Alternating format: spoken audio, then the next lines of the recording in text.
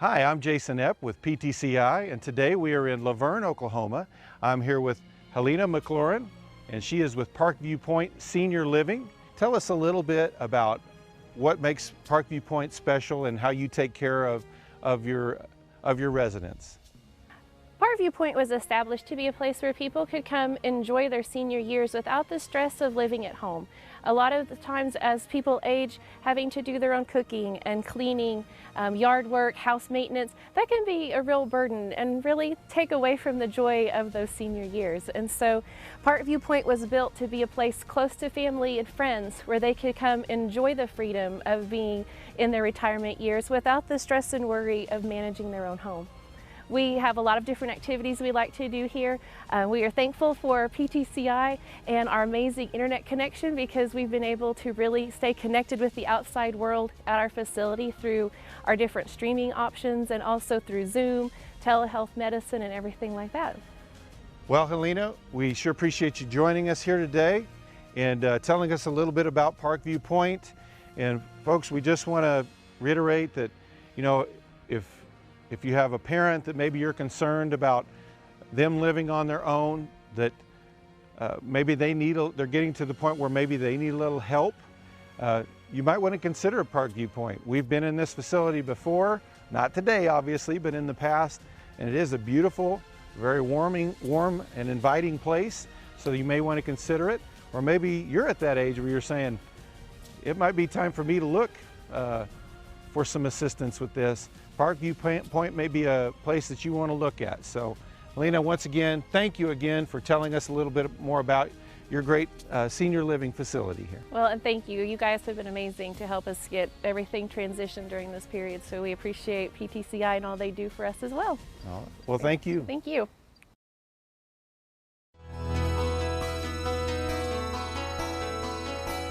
As co-ops, we work every day for the sustainable development of our neighborhoods and communities. Co-ops give back to communities by donating to first responders, youth, and senior citizens groups, as well as civic organizations. We build a stronger community.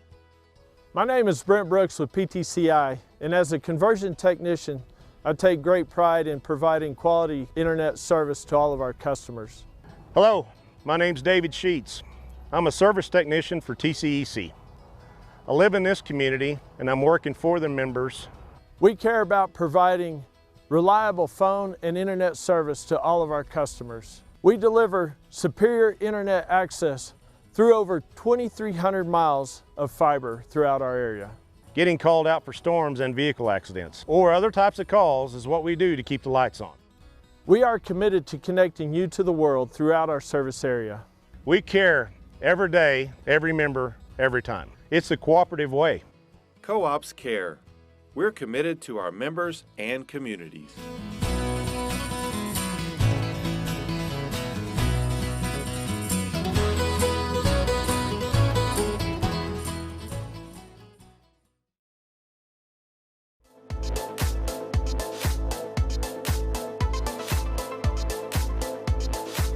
Hi, I'm Jason Epp with PTCI, and today we are standing in SBC Office Products, standing in an ocean of copiers, as that is the business that SBC does, and among other things. And I'm standing here with Donald Griffin. Donald, you've been here for quite a while, and tell us a little bit about SBC, not only what they do today, but what they've done over the years, kind of when they got started. Okay. SBC started in 1947 with just printing.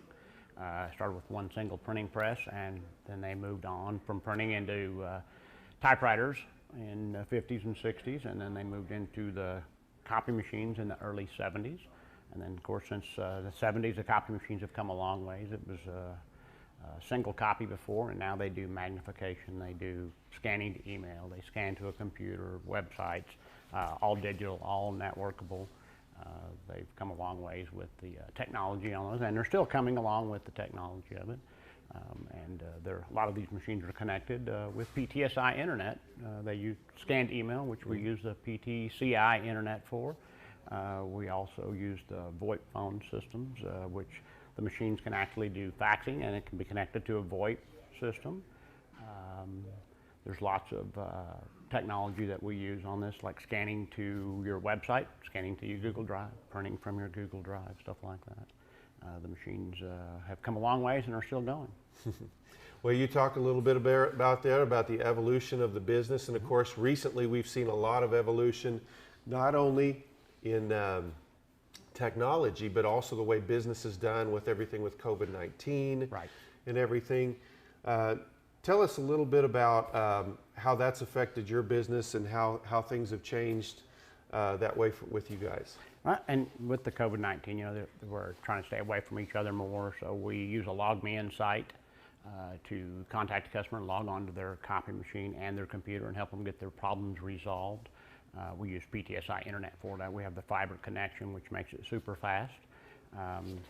Instead of waiting 2 or 3 hours for us to get to the customer to work on their equipment, we can actually be there in a matter of minutes to log on their computer and solve their issue, especially if you have a service contract with SBC. We cover 5 states, so there's a lot of distance driving, and rather than waiting on us to get there, we can call you and connect to you.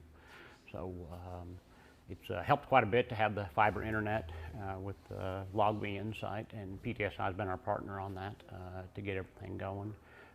We've had a lot of great customer response with that, so we can help them out without driving out there. Well, and even within your office, I mean, you're mentioning a little bit about how that happened when you use PTCI internet, but also your cellular here. How has your experience been with that, and how has that helped enhance your business, even with online business and things like that? Right. It's helped on the cellular side. All of our technicians have PTSI cellular, most of them do at least.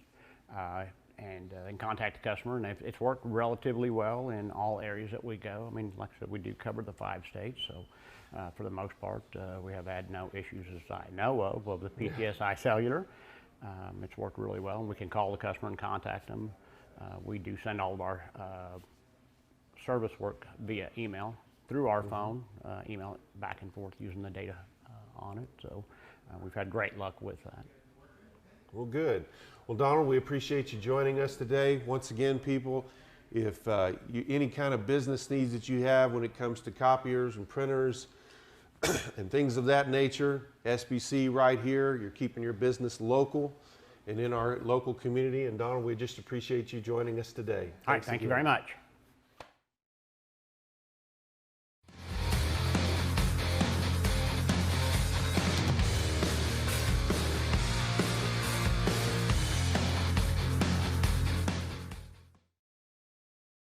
The National Guard game, and Red Devils will be wearing the digital camo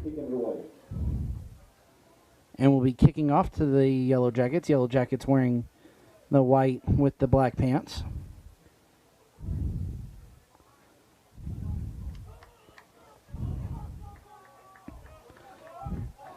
And with the mid-season point coming up, the interesting point here, sorry about that, is that we're starting to look at playoff clinching berths if the top 3 teams in the district win tonight, Thomas, Texhoma, Goodwell, and Hooker. Then the winner of the Merritt and Moreland game will decide which of the top 2 teams qualify. As this run back, it's going to come back up to the 32-yard line. Isaiah Burris, the Yellow Jacket on the carry.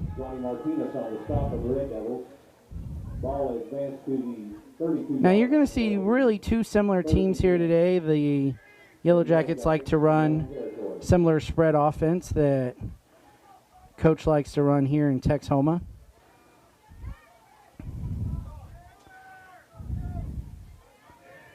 Twin receivers out to the left, going to hand off, nope, throws it, slant, and looks like the Red Devils just got enough of that, as it was Kyle Franklin. Yeah, that might be actually Adrian Ornelas who got a hand on it.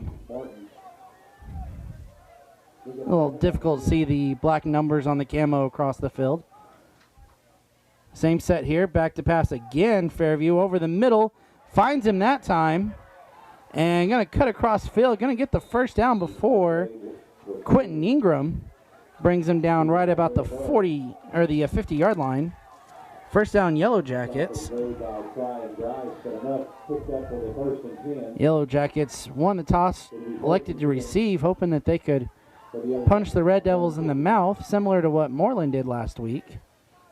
Hand off up the middle, gonna bounce it here and gain about 6 there, as that looked like that was not going anywhere. Blake Perez on the carry. Brings up a 2nd and 5.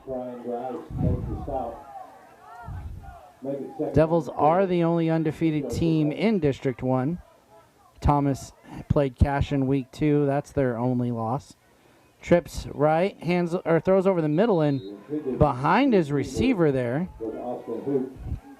And it looks like Fairview, while watching tape, it's kind of noticed the slant route might work here, as a lot of these opening pass plays have been slants right across the middle. Quarterback tonight, number 1, Brenner Fortune, puts a man in motion here. Twins right, handoff up the middle again, and taken down behind the backfield there, 24, Britt McQuitty on the stop. Now there will be some number changes here. Joe Hernandez not wearing the normal 55. I believe he is 57 tonight. Derek Keenan will be in the 18. Jerry Hernandez, another one with a number change. He'll be 53 tonight. Fairview likes to punt here. Good, beautiful punt. Quintana's going to get underneath it and looks to break over the middle of the field, now to the left side, and stopped at the 22-yard line, where the Red Devil offense will now take over. 1st and 10 with 10:17 left here in the first quarter. So as I mentioned earlier, there's an opportunity for the top 2 seeds in this district to clinch tonight. How only one of them will. If Merritt is able to pull off the win tonight, the Red Devils could possibly clinch a playoff berth. If Moreland wins tonight, Thomas has a chance to clinch tonight. That also means that the top 3 teams, Texhoma, Thomas, and Hooker, all have to win. Mitchell throws it over the middle, has a wide open receiver, and going to get down to about the 45 as he just carried Yellow Jackets. And that is Adrian Ornalis on the catch there.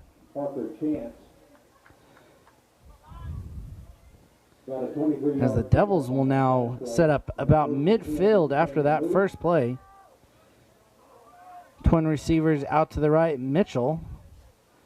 Hands off up the middle. Believe that's Grice. He's going to put his shoulder down, gain an extra 2 yards, and bring it right up to the 50-yard line. 2nd and 5. Devils kind of running a little quick hurry up here, as slowed down last week by Moreland's tough defense. They are looking to score and score often here tonight.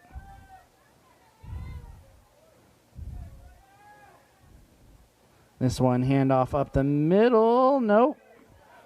And second effort here is going to get the Devils a first down. Britt McQuitty will not go down, as he pushed at least 7 yards ahead after contact. And that play looked like it had nothing. Now ends up with something here, as the Devils have 1st and 10.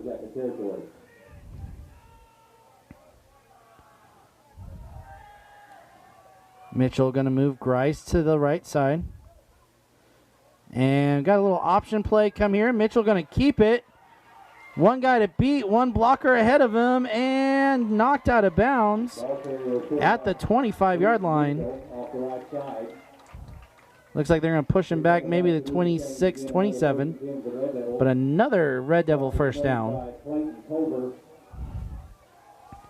As the Devils are just driving here.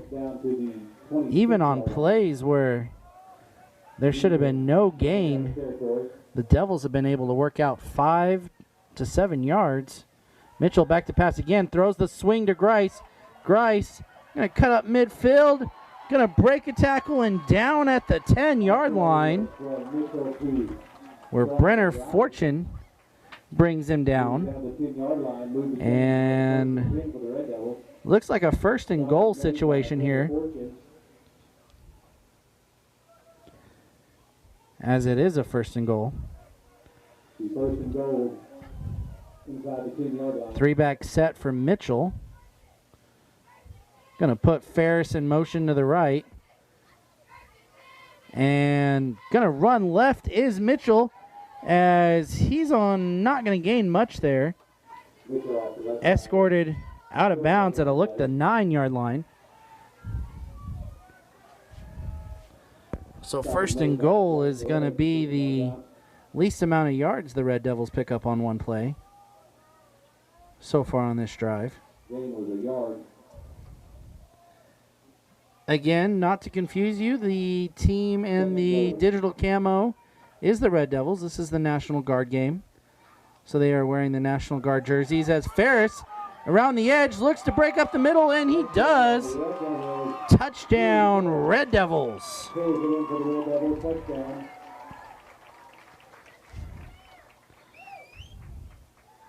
So Devils score here 7:59 in the first quarter. And that brings up Jose Cruz to kick. 3 games here. Cruz has been quite solid, and he is good on that one. I think he hit the flagpole way back there by the scoreboard. But the Devils now up 7-0 here after both teams have had one possession. Looked like Fairview was going to drive on the Red Devils. They've ran. Trick or treat! We all want a treat this season, right? Well, PTCI has a scary good treat for you. We are giving away 1 month free data for new lines and for brand new customers. And PTCI will slash the price of your new phone. That treat saves you 600 bones off of your new phone. Some restrictions apply and time is running out. Call 1-800-562-2556 or click ptci.net for details today.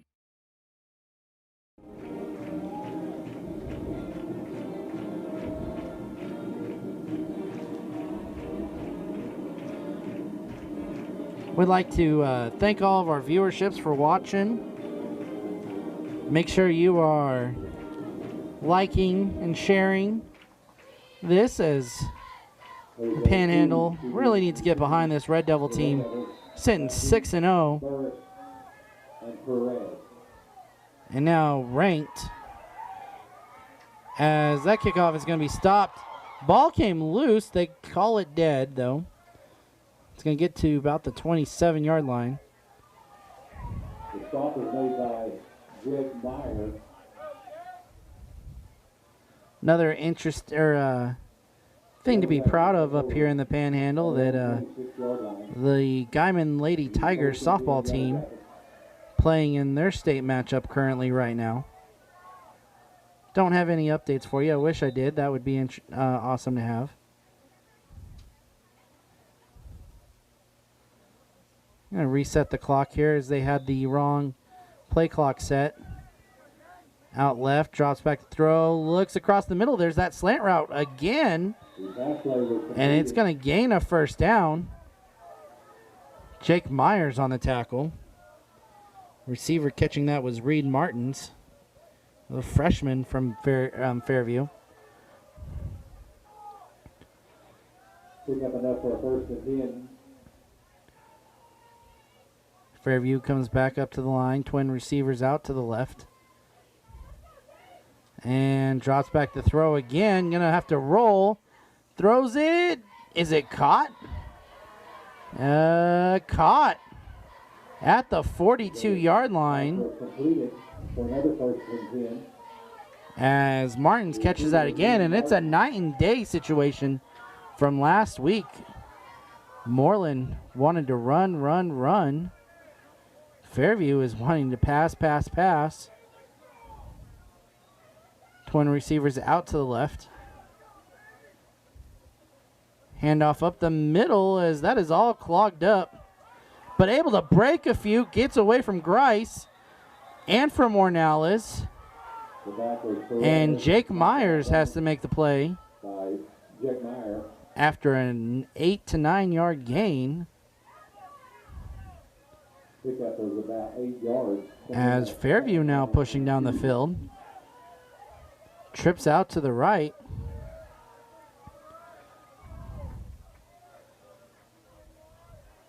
Handoff up the middle. That one stopped. I believe that was Johnny Martinez on the stop. And Johnny Martinez for the Red Devils. A little interesting backstory between these teams. They played this exact game same week, same location 2 years ago in the first season for Coach Watson. As a little curl route out to the left is completed. And first down again for the Yellow Jackets at the 30-yard line. Stop is blocked. Adrian Ornelas, but it's enough for a first and 10. Fairview came in well coached on that game, as Joe Hernandez can't help himself. He's going to jump off sides. Heard a coach from the sideline telling him that's not that difficult. Ball moves, you move. Second and 5. It'll be first and 5 for the Yellow Jackets. Fairview came with a heavy blitz that year and stifled the Red Devil offense and came out of here with a victory. Last season, though, at Fairview, it was all Red Devils,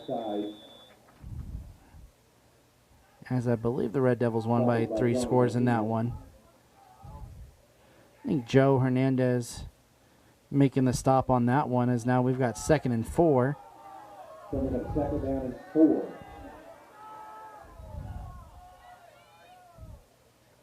Little screen, almost intercepted and caught. Quentin Ingram wanted 6 on that one. Coach Buddy Houston on the sideline thought his defense had scored. Not happening, though. And it was actually caught. Yellow Jackets actually lost a significant amount of yards there. It looks like about 5. It brings up a 3rd and 9 situation. Trips out to the left, drops back to throw. Looks out to the right, caught. And I believe that's another Yellow Jacket first down now in the red zone at the 18-yard line. As we're about 5 minutes left here in the first quarter. Devils lead 7-0. On the 19-yard line, deep in Red Devil territory. Twins out to the right. And Devils offsides again. This time, Johnny Martinez. The Red Devils shooting a little early there. First and 5. Kind of the one flaw when you have pass rushers as defensive linemen is they are looking for that speed rush. They're looking to get past those linemen as quickly as possible. And sometimes they go a little too early. Twin receivers both sides. Drops back throw, looks right, in trouble. Rolls out right. And corner of the end zone, it is thrown out of bounds. It'll bring up a 2nd and 5. Ball's incomplete. Second down. It's going to happen. And 5. Not going to be able to get a lot of plays from the corner of the end zone there because of the framework here in the booth.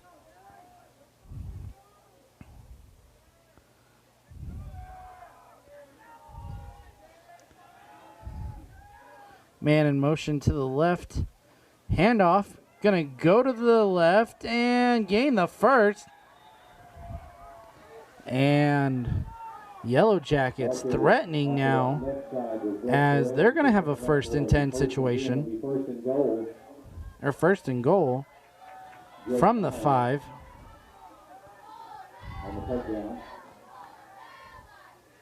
Twin receivers out to the left. Fortune back to pass. Looks for that slant. Not there. Steps up. Longer slant. And falls incomplete. Dropped by, it looks like, Austin Hook. Brings up a 2nd down.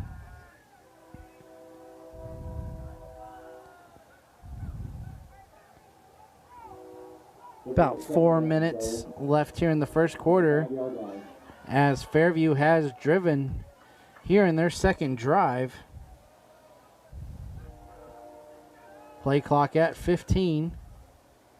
Drops back to throw, looks right, throws the little screen out to the left, and gonna get stopped. Can't tell, maybe that's Drew Ferris on the stop.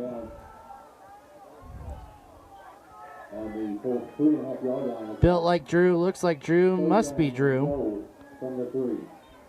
3rd and 3. Twin receivers to the right.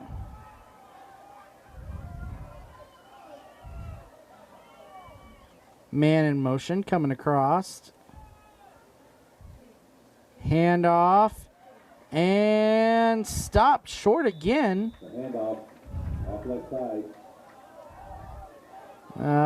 Looks like trying Grice on initial contact there. 4th and 2. Fairview gonna go for it here. All for nothing on this play. Crowd getting into it. And tried to get the Red Devils to jump off sides. It had worked twice, not a 3rd time.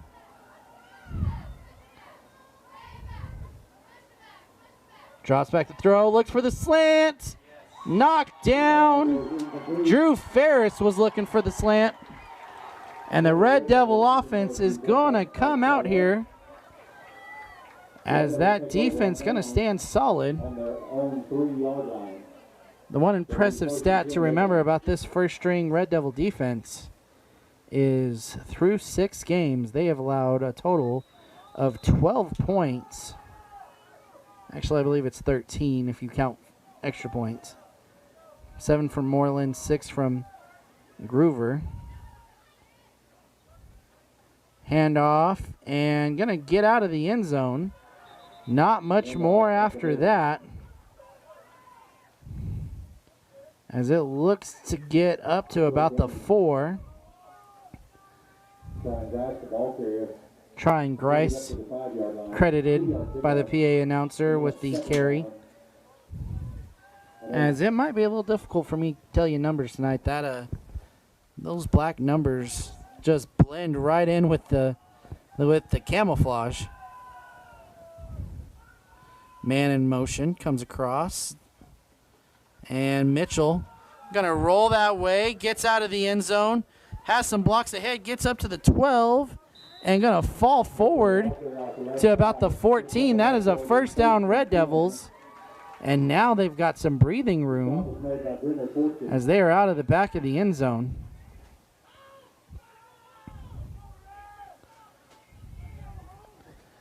.230 left here in the 1st quarter. Devils lead 7-0.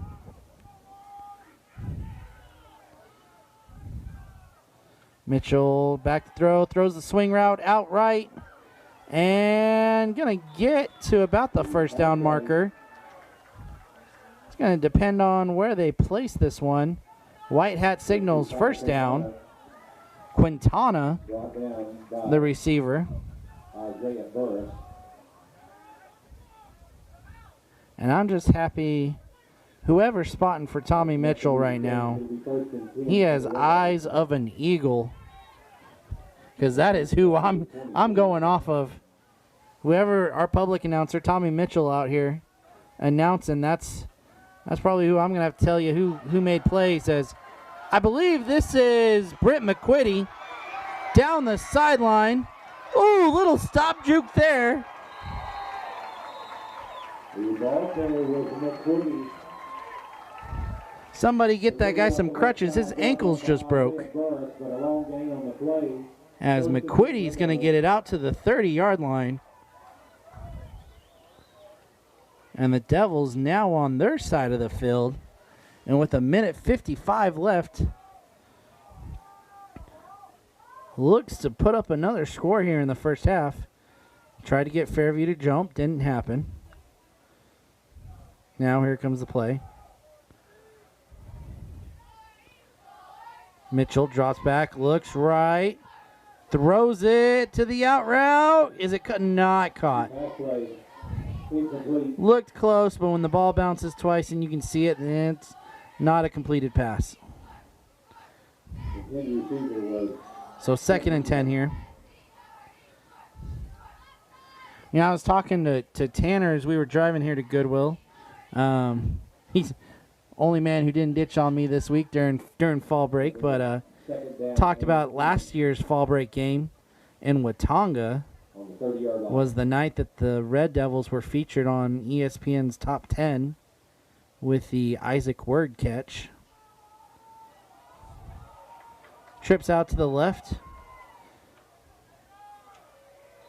And flag as Devils going to move early here.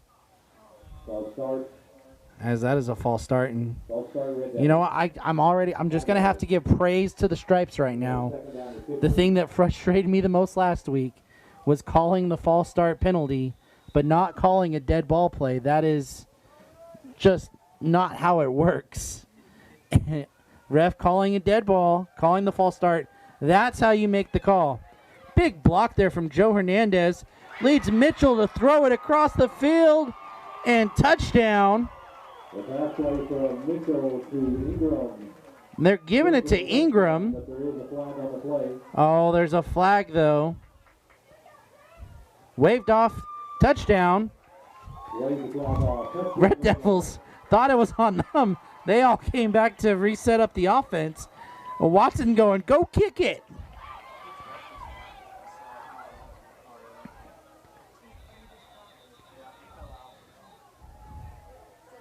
So, the word we're getting up here is it just kind of fell out of his pocket. Fairview coach coming over, upset, going, no, you didn't drop that.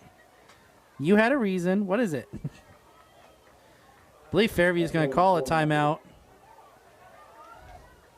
They did. A little bit of a wasted timeout there. Call it just to argue a flag.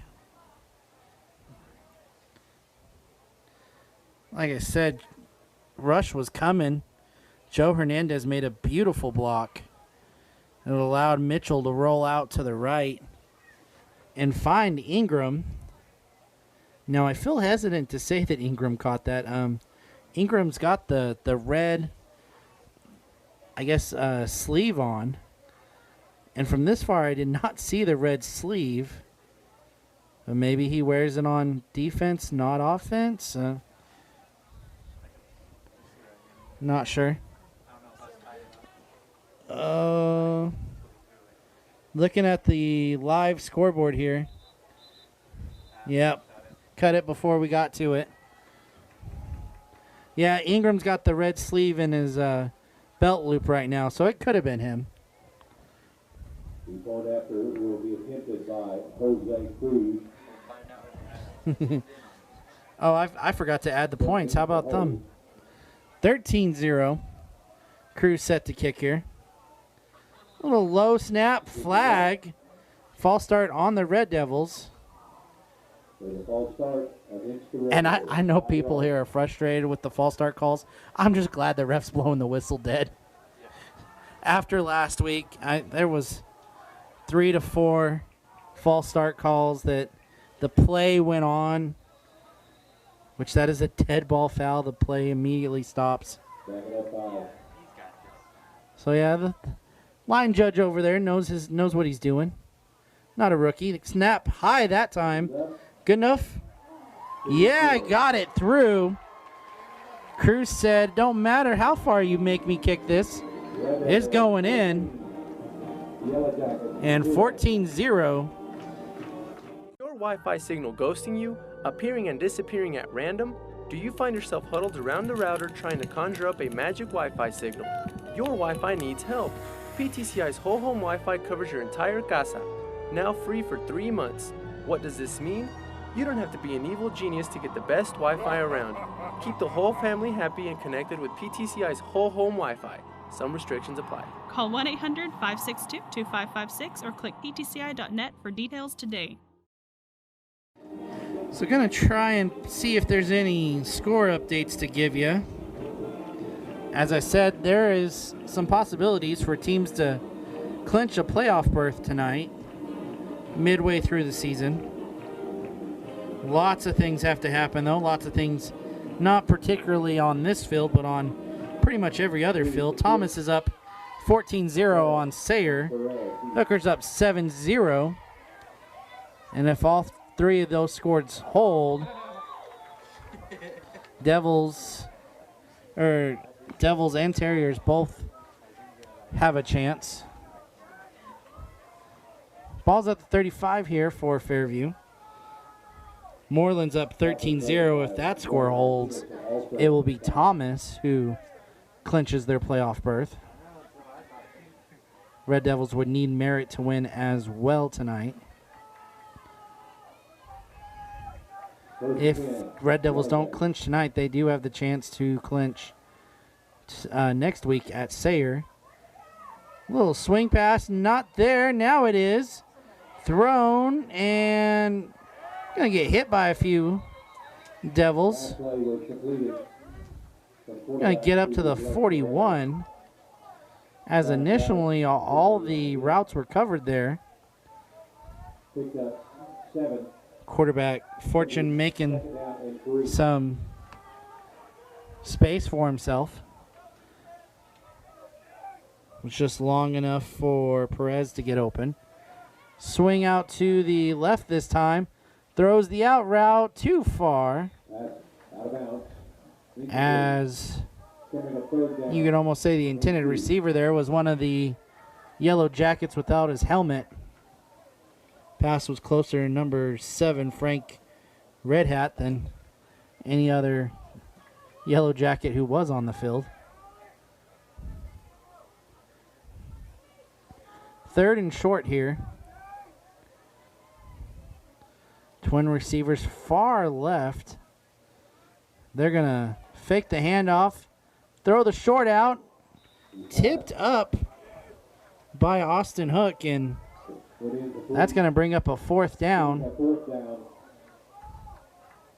As Red Devil defense, after letting Fairview drive it 70-plus yards on the last drive, now force a 3 and out with 32 seconds left here in the first quarter.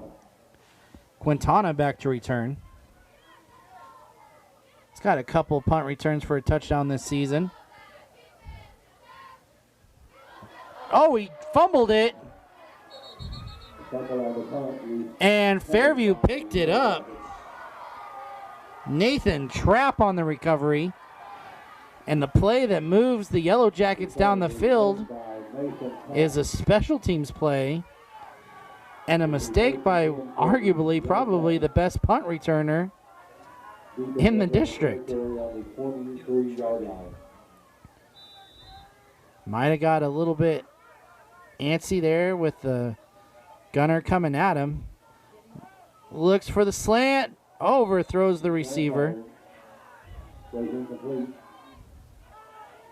I believe 14 was the intended receiver, which is difficult. They don't have a 14. It's probably 12, Austin Hook. The intended receiver was Austin Hook. Trips out to the left. Fortune going to run it himself. Design QB draw, follows the blocks, and going to gain about 5. As we're going to probably come down to the last play of the quarter there as 2-1, and Fairview tried to get the snap off in time. Doesn't happen.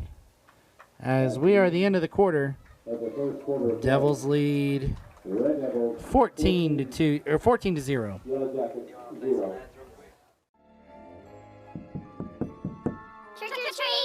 We all want a treat this season, right? Well, PTCI has a scary good treat for you. We are giving away 1 month free data for new lines and for brand new customers. And PTCI will slash the price of your new phone. That treat saves you 600 bones off of your new phone. Some restrictions apply and time is running out. Call 1-800-562-2556 or click ptci.net for details today.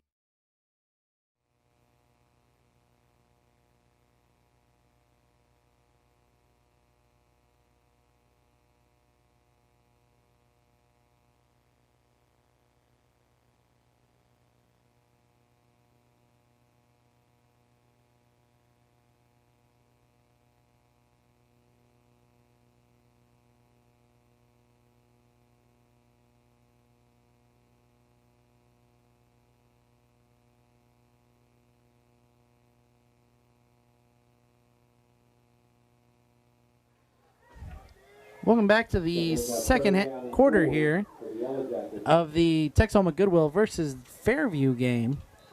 The Thursday fall break game trips out to the left here for Fairview on a 3rd and 5 situation. Drops back to throw, throws the screen route, has enough for the first is Perez. And Perez likes to lower that shoulder and run hard. He is only a sophomore. Devils are going to have to see him for another 2 years, and as he is definitely playing up a weight class. Twin receivers out to the left, man in motion. And now a QB design. Fortune tries to sneak it up the middle, going to gain about 2. As it looks like Johnny Martinez on the tackle.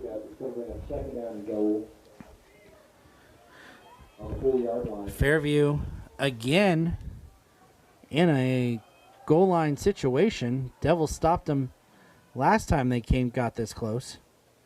Perez looks for a hole. Did he fall forward? He does. Touchdown Fairview. As the score will now be 14-6.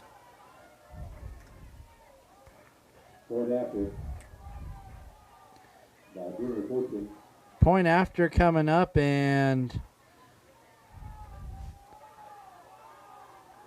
not sure if Fairview gonna get set for this. Play clock not running, so I guess they have all the time in the world.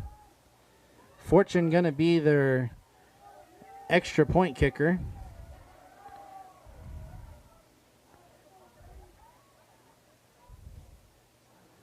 Nice snap. Almost blocked. It's good. And a couple Red Devils there running into each other. But it is good. 14-7, 11:07 left here in the first quarter, as we'll continue to follow those other district games quite closely. Your Wi-Fi signal ghosting you, appearing and disappearing at random? Do you find yourself huddled around the router trying to conjure up a magic Wi-Fi signal? Your Wi-Fi needs help. PTCI's whole home Wi-Fi covers your entire casa, now free for 3 months. What does this mean? You don't have to be an evil genius to get the best Wi-Fi around. Keep the whole family happy and connected with PTCI's whole home Wi-Fi. Some restrictions apply. Call 1-800-562-2556 or click ptci.net for details today. Both the 2 ranked teams as far as the state goes. Thomas ranked 4th, Texhoma ranked 10th. As I was actually with Trent Mitchell, the quarterback, when found out that the Red Devils got their top 10 ranking. We also figured out why the paper might have been a little bit hesitant to give them that ranking, as they have the wrong score for, I believe, the Booker game. And they believe that the Red Devils are sitting 5-1.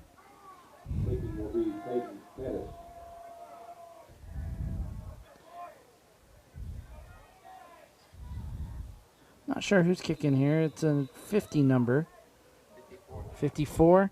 That would be Caden Pettis. Devils have to fall on this one.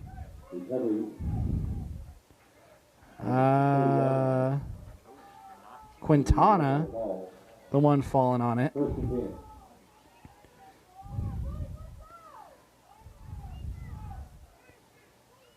Devils have driven and scored on both their possessions tonight.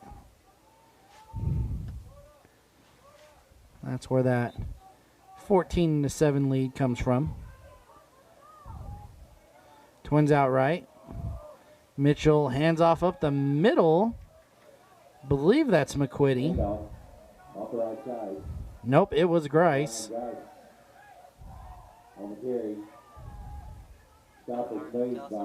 It is hard to tell. Both Grice and McQuitty built similar. McQuitty might be just a tad thicker. Twins out right. They run with pretty much the same style as well.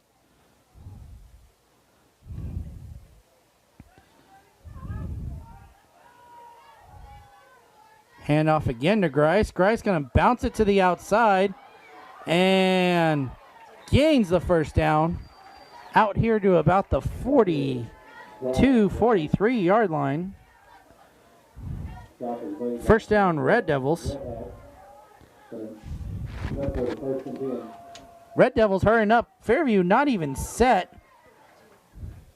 There is a flag, though, as it was gained about 4. Mitchell, seeing that Fairview wasn't quite ready, ran that quick play. The Devils were set. And I think they had too many men on the field. Yep, illegal substitution on Fairview. Actually, I hate to say this, as awesome of a play that is, I think Mitchell should have just threw a bomb. Free play there.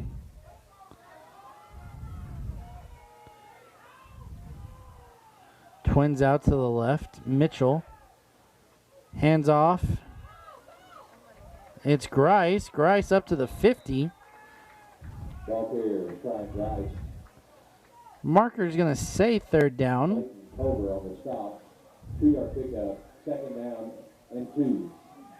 Actually, it's going to stay second down, as I thought last one when they had it at second down was wrong.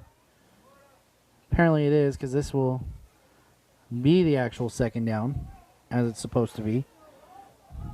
Twins out to the left. Mitchell.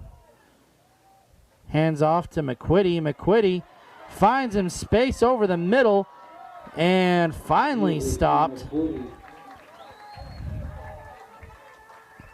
As that will move the chains. First down, Red Devils. Clock continues to run here.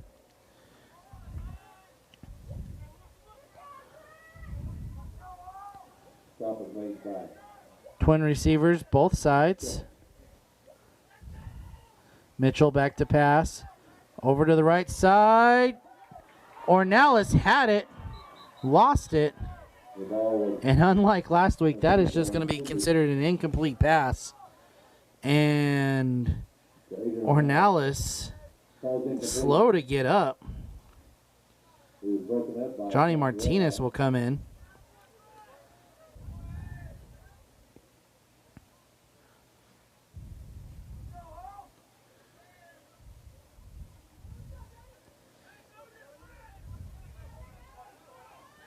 Second and 10 here.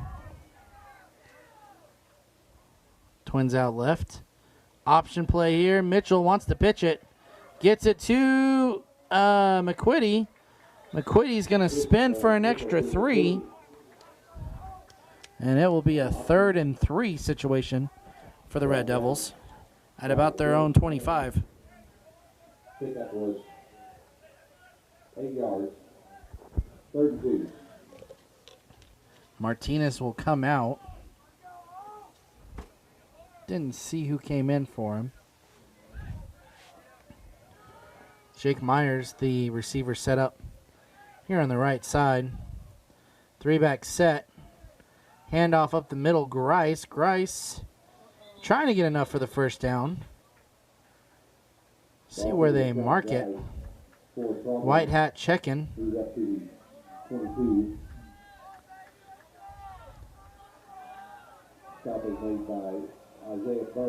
Devils are going to go for it anyways. They're going to get an official measurement here. Too close to call.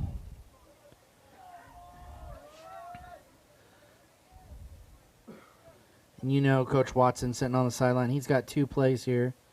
One for 1st and 10, one for 4th and short.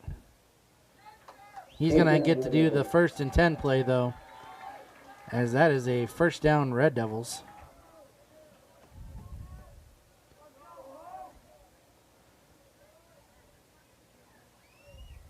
Devils look over.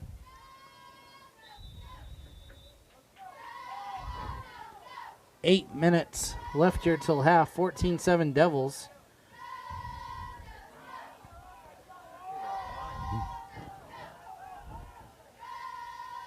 Gonna throw deep. Lots and lots of contact with that one in the air. No flag called.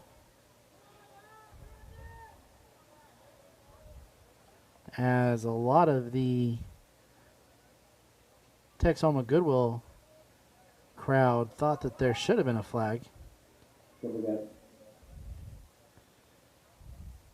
Second 10.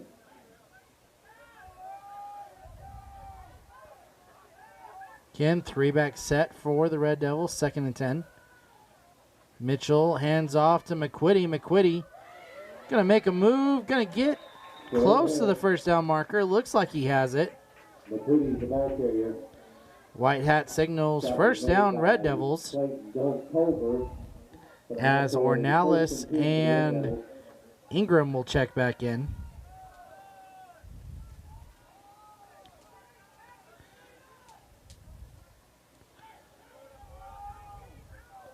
Looks like a double tight end set here. Kind of a rare look for the Red Devils. Throws out, got Grice. Grice smacked. Gains about 3. Fred Red Hat on the tackle. 2 yards. Second 8. And just another one of those situations Devils will see throughout the year. Lots of jerseys on their sidelines, not so many across from them. As Devils going to call timeout. Second and 7. Goal, and the Red Devils 10 yards away from the goal line here.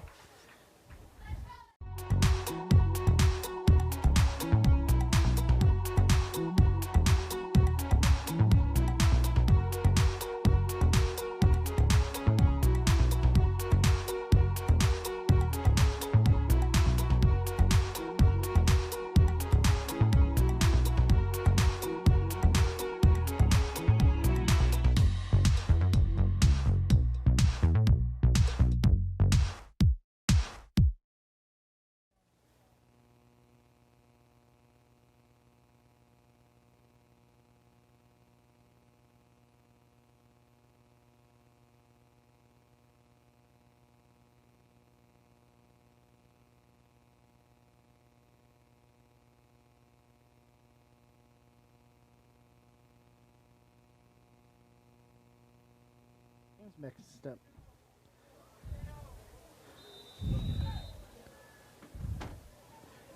Twin receivers out left for Mitchell. Option route here, and little shovel pass. Devils able to pick up something from that as they get up to the 6-yard line. Still gain 3 yards. Bring a 3rd and 5. 3rd down 5. Got my scheduling wrong here. Devils will actually play in Hooker next week. Then they'll go down and play Sayre. before finishing off senior night versus Thomas. Handoff, nope, throw over the middle as McQuitty. Touchdown, Red Devils. McQuitty is good for the touchdown. And Devils now up 20-7. Jose Cruz defends the point after. And Cruz set to kick, 2 for 2 tonight. That one up and good. 21-7 now your score. Devils lead it.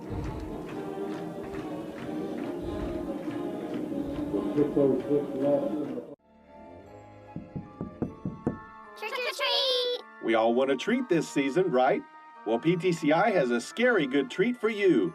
We are giving away 1 month free data for new lines and for brand new customers. And PTCI will slash the price of your new phone. That treat saves you 600 bones off of your new phone. Some restrictions apply and time is running out. Call 1-800-562-2556 or click ptci.net for details today. And Thomas still up on Sayre, 21-0. I'm just going to take a chance here as I'm in the score app. And yes, I do have the Guymon softball score. Unfortunately for the Panhandle here, it is not good news. Carl Albert up 18-0 on Guymon. However, very impressive that the Lady Tigers made it to the state tournament there in 5A. As this kick goes deep and all the way back into the end zone, as that'll be a touchback. Now I don't know if it's the first time that they've ever gone. First time in a while they've gone. They've had a pretty good program there in Guymon. Some really good players, good teams, and just finally got over that hump and got to state. So congratulations to the Lady Tigers for making it that far. Carl Albert, no joke, as I think Joe is going to be offsides again. And that's twice or 3 times for him now. Joe just likes the cycles from all the penalties he gets. That's the only explanation for all the all the offsides that he gets every week. As quarterback Fortune going to keep this along the right side. Going to gain about 3 on that play. Brings up a 2nd and short. Quintana on the tackle. The game was 9 yards. Picking up 2nd down and 1.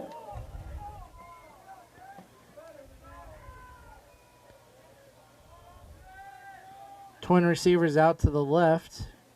Handoff up the middle. Here's Perez as he's going to fall forward for the first. The last 2 Yellow Jacket drives on. Devils stopped him the first time. Did not stop him the second time. That puts up the 7 points for Fairview. And as this has kind of looked like it's going to be an offensive shootout. No, the score doesn't really show it, but Fairview has been able to move the ball quite well. Pass completed, but going to gain only about 2 on that play. Quintana making the stop again. 1 yard gain, make it 2nd down and 9. Goodwell senior playing here in his hometown. Twin receivers out to the left.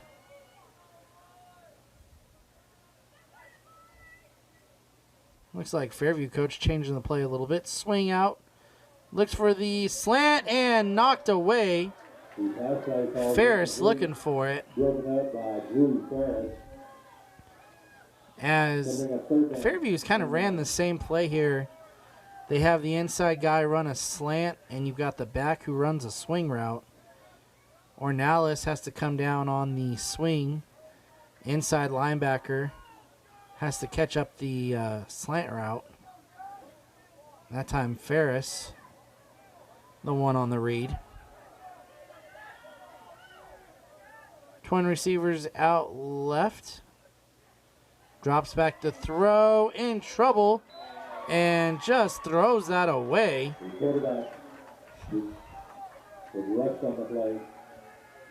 And that brings up 4th down, and so after giving credit to the Yellow Jackets for how well they've moved the ball, they are now going to have to punt again. 3rd punt of the game for the Yellow Jackets. Fortune, the kicker, gets that one away. Beautiful kick. Recovered by Quintana. Quintana looks to go left. Now going to break across right. He's got, oh, there's a flag. Quintana stiff arms, but knocked out of bounds. And lots of late contact there. Overton walks by the ref, says, don't be afraid to throw that flag. But I think you're going to get a block in the back here at the 45 that is going to bring the Red Devils back, as you can almost see the return team play very hesitant as Quintana crossed the field there. Illegal use of hands, the call. Doesn't matter, same amount of yards. I guess that's only a 10-yarder.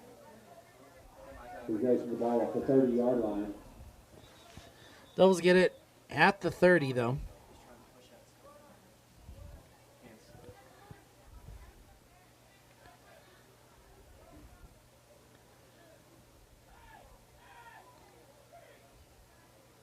Now it's the wrong foul. Yeah, that's only a 5-yarder. So it moves up to the 35.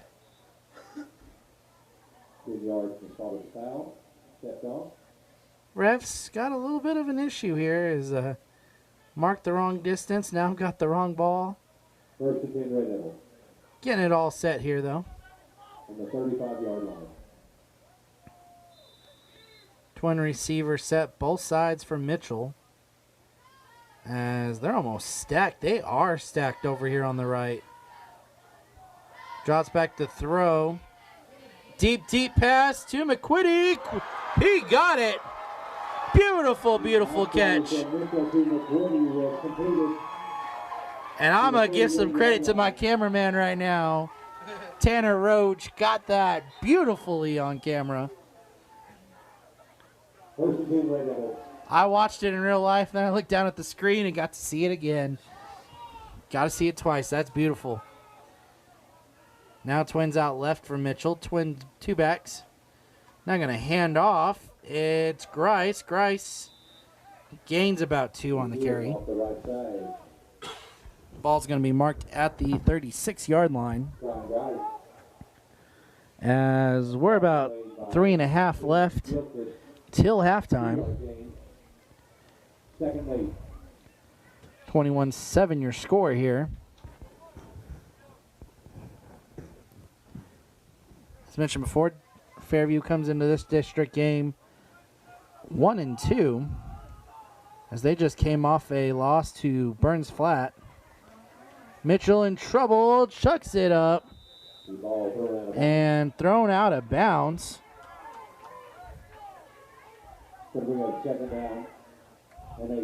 Looking across there, looking to see if the Fairview coaches thought that was intentional grounding. Assuming the coach in gray's the head coach, he came out pretty far.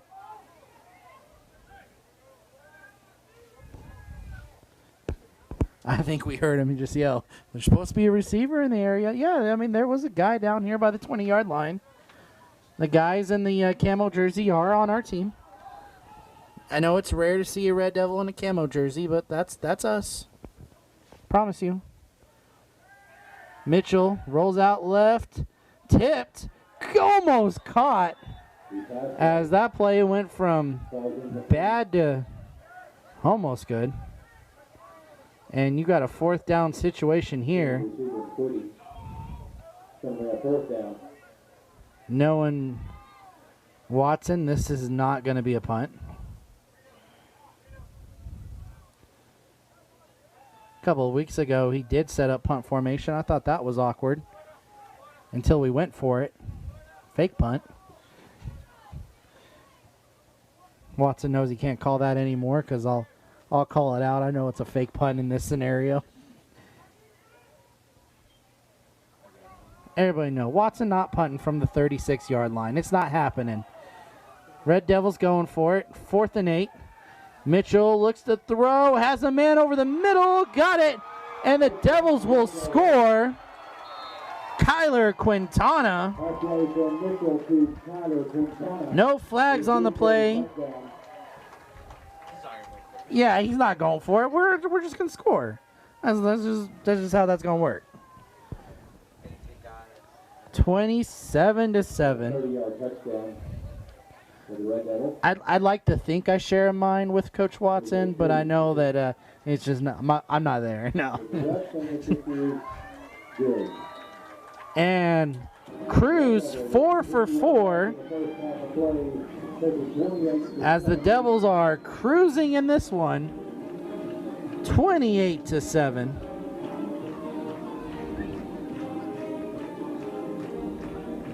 Wi-Fi signal ghosting you, appearing and disappearing at random? Do you find yourself huddled around the router trying to conjure up a magic Wi-Fi signal? Your Wi-Fi needs help. PTCI's whole home Wi-Fi covers your entire casa, now free for 3 months. What does this mean? You don't have to be an evil genius to get the best Wi-Fi around. Keep the whole family happy and connected with PTCI's whole home Wi-Fi. Some restrictions apply. Call 1-800-562-2556 or click ptci.net for details today. That one's still before halftime. Hooker has scored. They are up 13-6 over Burns Flat. And Thomas Sayer going in at the half, 21-0. Kick there over the middle. Going to be returned from the 10-yard line. And found some space. And Devils caught him. I think there's going to be a face mask or a horse collar call. As I think if he had broke that one, he would have gone for 6 because Cruz was the last guy that could have caught him, and it looked like he got beat on that last little juke move that the Devils were able to stop. And, yeah, horse collar. And great return here for Fairview with 2:42 left. They're going to start at the 29-yard line. 29-yard line.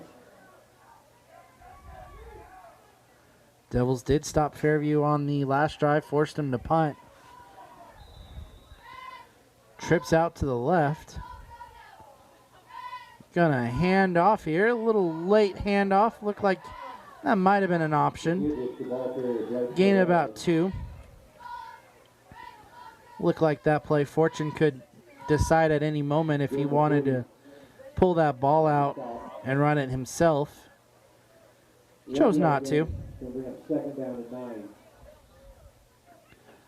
Second and 9 coming up here. Drops back to look. Throws the swing route. Perez has space. Up to the 9, to the 5. And lots of little extracurriculars there. I'm not seeing a signal. Oh, there's flags down. There's flags way back here.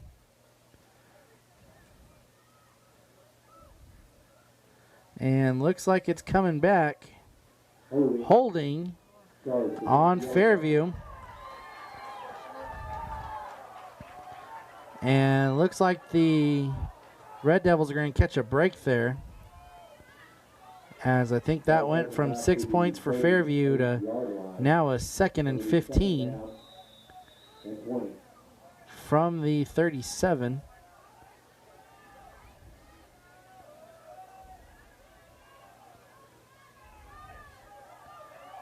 Fortune's set up pretty deep here. He's going to probably take a few more steps forward. He's 7 yards behind the line of scrimmage. Yeah, he steps up now. Drops back to throw. And now going to tuck it and run. And looks like he's going to get back to the first down marker. Got down on the sideline about the 30-yard line. Just shy, so it's going to come up 3rd. And actually, no, they marked him off a lot earlier. That's going to be about a 3rd and 13. 156 left here. Trips out to the left here. Bunch set. Drops back to throw, looks over there. Rolls. And Brett McQuitty, you're not getting away from that. As we're going to have a timeout, Texhoma timeout, with 1:43. Coach Watson going to think, my offense can score that fast. I'll try and get us to 35 here.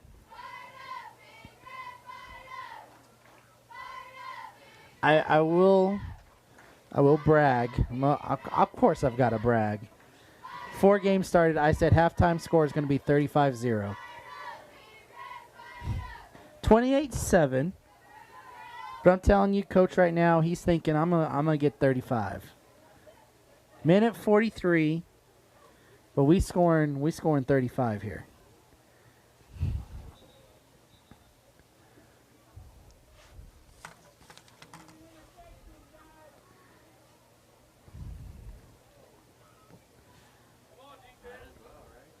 Might as well, right? Yeah, go for it. It'll be 4th and 25 for the other Jackets. Not seeing any score changes in the district as we had time there. Ooh. And Fairview going to go for it. Drops back to throw, in trouble. And, yeah, I like that field position. Start us at midfield. That's even better. Joe Hernandez making up for those offside calls. And now the Devils will only have to march 51 yards in the next 99 seconds to score here.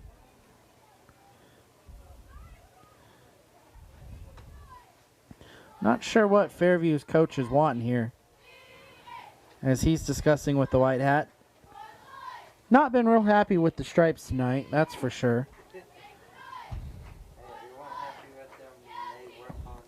I will go out and say this.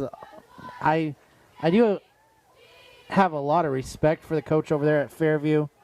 Thought he came out with a magnificent game plan 2 years ago here, as they blitzed 8 guys every single play on the Red Devils, and it was like we could not figure anything out. The offense was totally stagnant. Came out here tonight with another great game plan, as he ran a lot of slants and swings, try and spread out those Red Devil linebackers, make plays one-on-one. Trips out to the left here, or to the right. Mitchell throws over to the left. Oh, it's intercepted, as that is not good. Perez with the pick, and still on his feet. Still on his feet. Don't know how many tackles he's going to break to get back to the 44. And the Devils go from thinking 35-7 and a halftime score is going to sound good to, you know what, I think would like to go back into the locker room 28-7. As now the Fairview offense will come back out. after taking a one-play break there.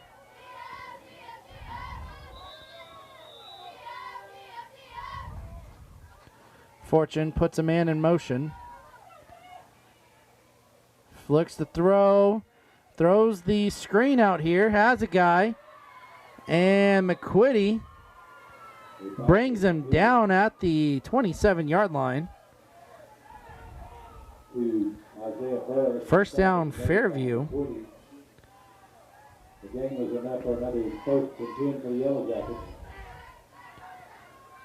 As I kind of go through the roster here, not many seniors. A lot of these guys going to be back next year for Fairview. Little out route here, caught, completed. Another first down, and even better, out of bounds. That'll stop the clock for the Yellow Jackets. And with 56 left, the boys in white are threatening. First and 10, Yellow Jackets. Devils have held Fairview 1 and 2 in the red zone.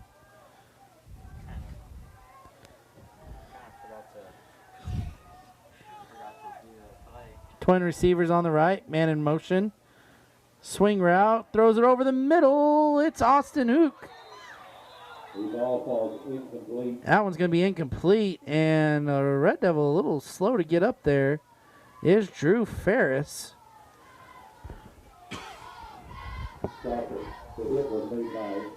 Going to stretch a little bit.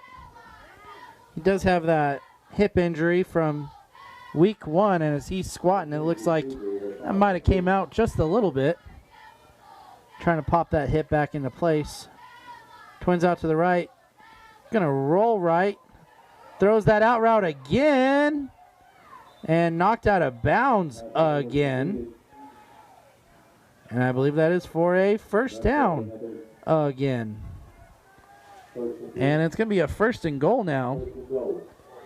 44 seconds left, and as the Red Devils have shut down the swing and the slant, well, now that 5 and out route's open. And Fairview's now attacking that.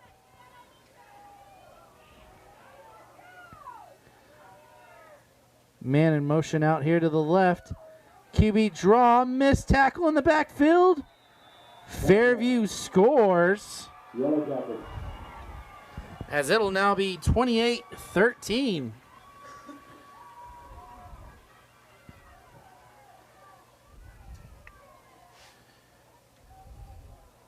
The conversion attempt coming up. Doing the kicking will be Brenner Fortune. Brenner Fortune, the extra point kicker here for the Yellow Jackets, and what looked like was going to be a 35-7 game for the Red Devils now has turned 28-14 after the interception. Fairview able to score. 39 seconds left. 28-14 score, 39 seconds. And it will be interesting to see what Coach Watson's thinking here with 39 seconds left. I think a lot of it just depends on how good this return ends up being.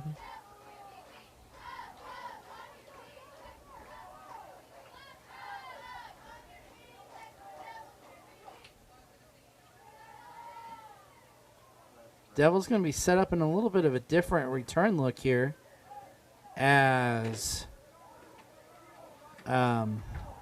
Quintana is now in the third row. A lot of the kicks have gone right there. I believe that's why they've set Quintana up that far. And they've got, I believe, Espino back deep. Yep. That one kicked and out of bounds. Ball voted out of bounds and we apply on that play. Quintana, the closest Red Devil to the ball. Again, haven't mentioned, in case you aren't aware, this is the National Guard game. The Red Devils playing in the digital camo jerseys this week. Red Devils take over on the ball set up at the 40. First and 10, 39 seconds left. Devils setting up to the right here.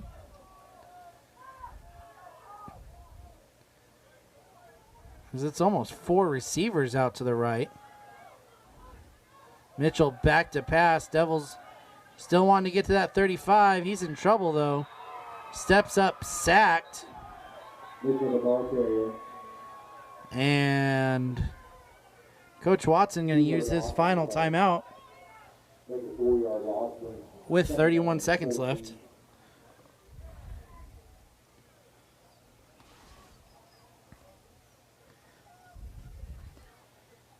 Mentioned earlier in the broadcast, with this being about midway through the season, there's some opportunities for the top teams in the district to clinch playoff berths. Of course, a lot has to happen throughout all the games, including Thomas, Texhoma, Goodwell, and Hooker. All 3 of those teams must win tonight for a clinch situation to happen. And then the final piece of that puzzle is the Moreland Merritt game. If Moreland wins, Thomas has a chance to clinch playoff berth. If Merritt wins, Texhoma has a chance to clinch a playoff berth. Right now that game sits at 34-0 in favor of Moreland. 4 receivers out right. Here comes the screen. It's McQuitty. McQuitty able to bounce outside and out of bounds at the 50-yard line. As clock now sits at 23 seconds. I'll admit, I was real confident in Watson's chance to go 51 yards in 99 seconds. Little less confident in going 50 yards in 23. But it is 1st and 10 from the 50. Trips out left. Mitchell steps back, steps up, now rolls as he's going to tuck and run, get to the 42-yard line where he'll step out of bounds. Clock stops at 16. 16 seconds left.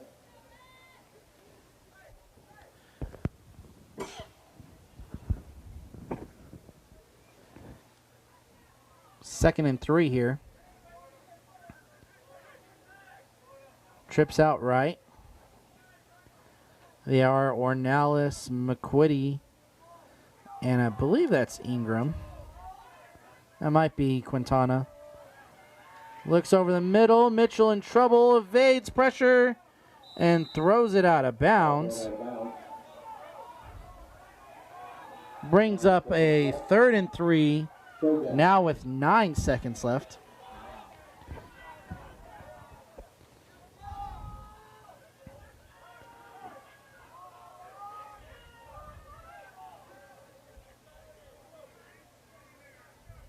Red Devils switching the side of their setup here. Trips will now set up to the left. Almost, oh, bad snap. Red Devils in trouble. Mitchell able to find Quintana, but they will lose yards back at the 45, and coach not going to call anything here as that is the end of the half. And Quintana a little slow to get up here as he's going to try and walk it off. Ankle injury maybe. It looks like he might have torqued it a little bit.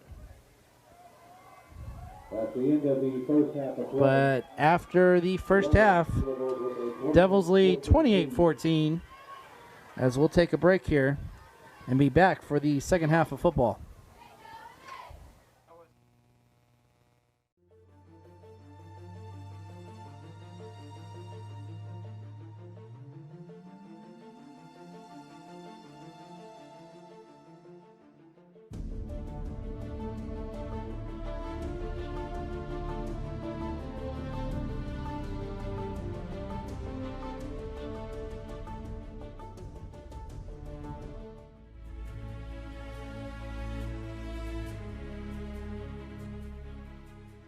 Hi, this is Jason Epp with PTCI, and we're out here on kind of the outer eastern edge of PTCI's coverage area. We're in Laverne, Oklahoma, and we're here at Parkview Point Senior Living. which is right next to beautiful Laverne City Park here. And I am here with Helena McLaurin, who is head of marketing for Parkview Point Senior Living. And Helena, we appreciate you taking some time to talk with us here today. You know, kind of first off, you do have some ties here. You not originally, but I think you said your husband is originally from here. Tell us a little bit about yourself and your family and ties to the Panhandle area. As Jason said, my name is Helena McLaurin. I am not originally from here. I was born over by O'Keene, Oklahoma, is where I grew up and was raised on my family's Centennial Farm. So I'm definitely a Northwest Oklahoma girl. I went to school at Northwestern and needed a job, so I moved to Beaver, Oklahoma and taught second graders there for about 7 years. And then my husband and I decided to come back to Laverne. He's originally from here, born and raised, and multiple generations of his family have been from Laverne. It's probably easier to say who Andrew's not related to in Laverne than who he's actually related to. The list would be shorter to say his non-relatives than the people he's actually related to in town. Well, it's always neat to hear people's ties to our area. Tell us a little bit about Parkview Point. What your origins are here. What exactly, obviously you're a home for elderly who maybe need some assistance, but they do have some freedom. Tell us a little bit about Parkview Point. Parkview Point was initially established to give people in our area a place to come enjoy their retirement years. Sometimes living at home can add a lot of extra burden as you age, whether it's having to do your own cooking, your own cleaning, your own laundry, or even yard work can be really a challenge as you age. And so Parkview Point was established to be a place where people 55 and older can come and they can enjoy the freedom of being retired without having to worry about the stress of all of the daily chores that you have around your house. Well, obviously we're in a very unusual time dealing with COVID-19. Obviously with Parkview Point, you're dealing with some of the more vulnerable people that we have that we're trying to protect the most during this time. What are some of the ways that Parkview Point has done some different things to maybe try to do that, but still keep enhance the people's lives who live here and things like that?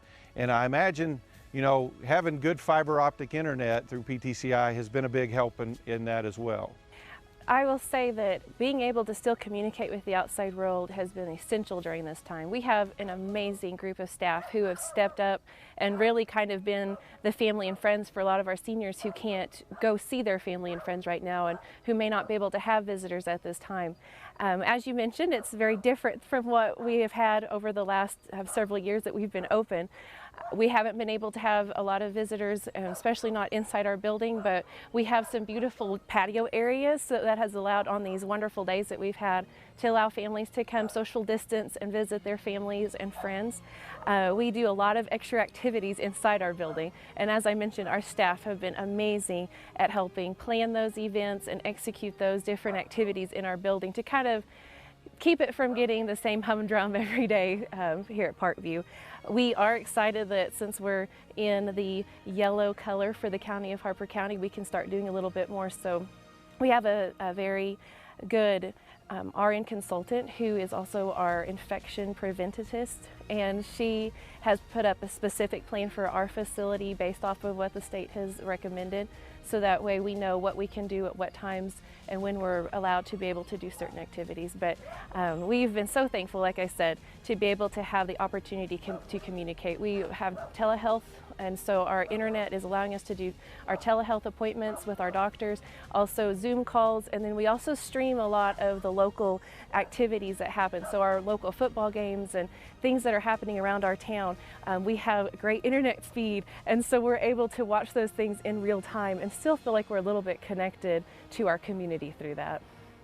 Well, we're glad that we could partner and be there for you guys during this strange time, and we hope that that's helped. But we want to tell people out there, if there's somebody in your family that maybe they're getting to that point in life where they're going to have to find maybe some additional help when it comes to just everyday things, that maybe Parkview Point is the spot for them, a place where they can come, be with around other people and not be at home just alone and things like that.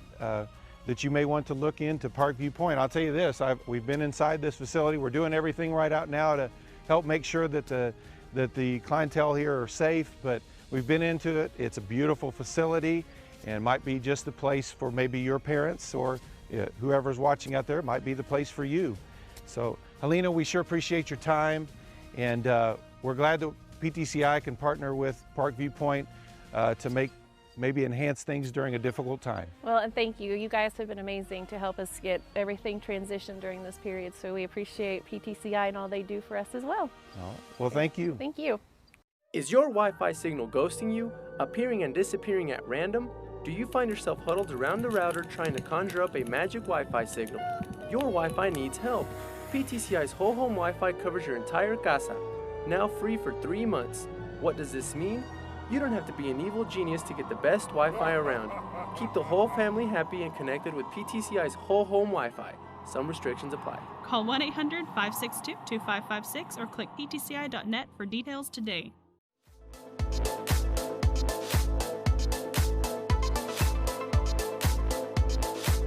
Hi, I'm Jason Epp with PTCI, and today we are standing in SBC Office Products, standing in an ocean of copiers, as that is the business that SBC does, and among other things.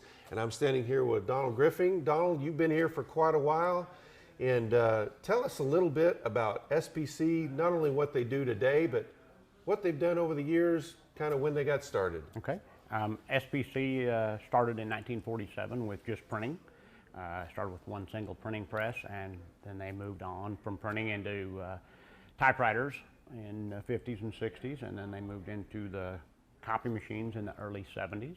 And then, of course, since the 70s, the copy machines have come a long ways. It was a single copy before, and now they do magnification, they do scanning to email, they scan to a computer, websites, all digital, all networkable.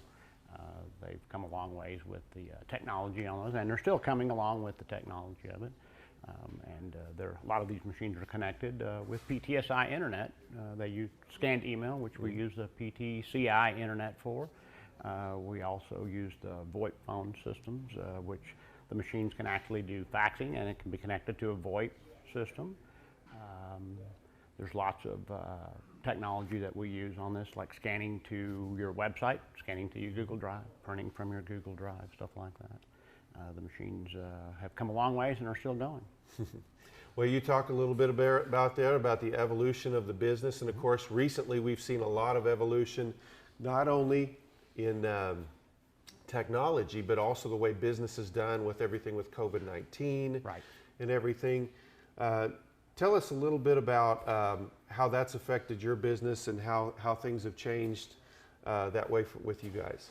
And with the COVID-19, you know, we're trying to stay away from each other more, so we use a LogMeIn site to contact a customer and log on to their copy machine and their computer and help them get their problems resolved. We use PTSI internet for that. We have the fiber connection, which makes it super fast. Instead of waiting 2 or 3 hours for us to get to the customer to work on their equipment, we can actually be there in a matter of minutes to log on their computer and solve their issue, especially if you have a service contract with SBC. We cover 5 states, so there's a lot of distance driving, and rather than waiting on us to get there, we can call you and connect to you.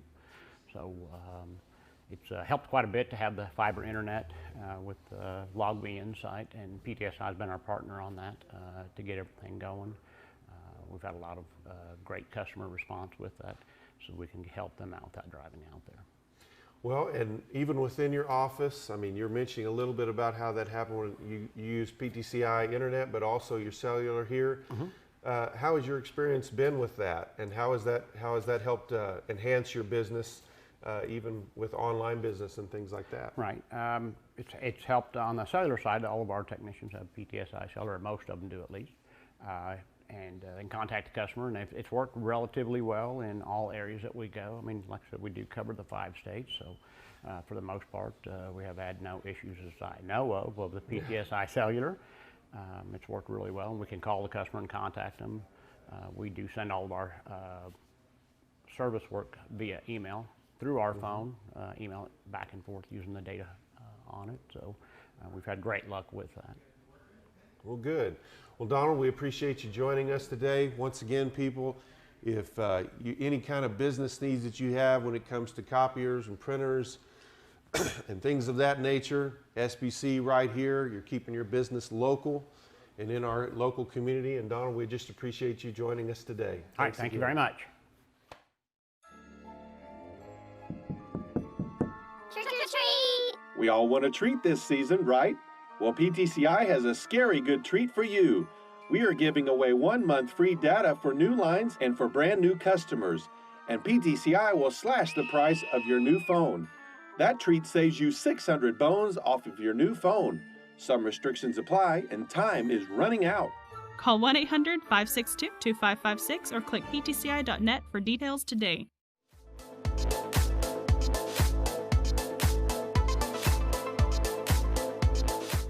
And we are offering 30 meg for $30, and you were eligible for that? We did that, yeah, and we saw that on your guys' Facebook page, and we thought that would be the best option for us, and we walked right in, and kind of were embarrassed because, you know, we're 2 teachers, and we didn't have internet yet at our own facilities because the school district had great internet, and so we walked in, and Isaac took care of us, signed us up, and we did the 30 for 30, and it's been a great investment for us. So is that internet speed working for you well? Yeah, our speed is good, and you know, for us, we have 3 computers going at the same time, and we have, you know, 2 teachers, of course, distance learning, and then, you know, Catherine doing her distance learning. So at couple times, you know, you have 3 laptops going to make sure everything's going. We've had no problems.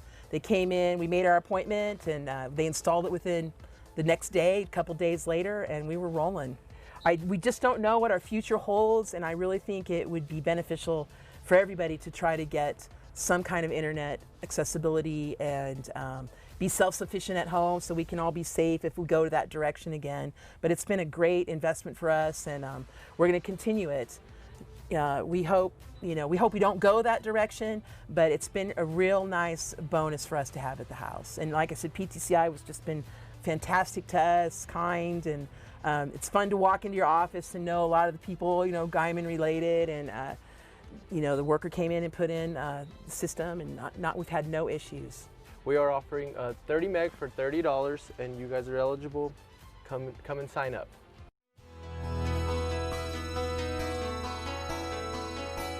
As co-ops, we work every day for the sustainable development of our neighborhoods and communities. Co-ops give back to communities by donating to first responders, youth, and senior citizens groups, as well as civic organizations. We build a stronger community. My name is Brent Brooks with PTCI, and as a conversion technician, I take great pride in providing quality internet service to all of our customers. Hello, my name's David Sheets. I'm a service technician for TCEC. I live in this community, and I'm working for the members. We care about providing reliable phone and internet service to all of our customers. We deliver superior internet access through over 2,300 miles of fiber throughout our area. Getting called out for storms and vehicle accidents or other types of calls is what we do to keep the lights on. We are committed to connecting you to the world throughout our service area. We care every day, every member, every time. It's a cooperative way. Co-ops care. We're committed to our members and communities.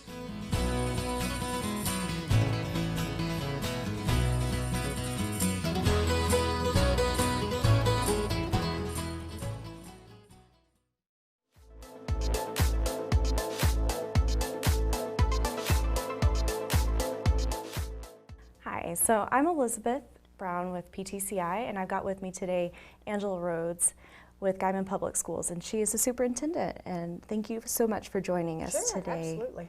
So we fortunately or unfortunately had the pleasure of beginning to work together in the spring once the COVID pandemic hit the fan. Yes. So at that point, we realized that we really had a plan to get our students educating through the distance learning plan. So can you kind of bring me and our viewers here a little bit of that experience just on a quick level? Sure.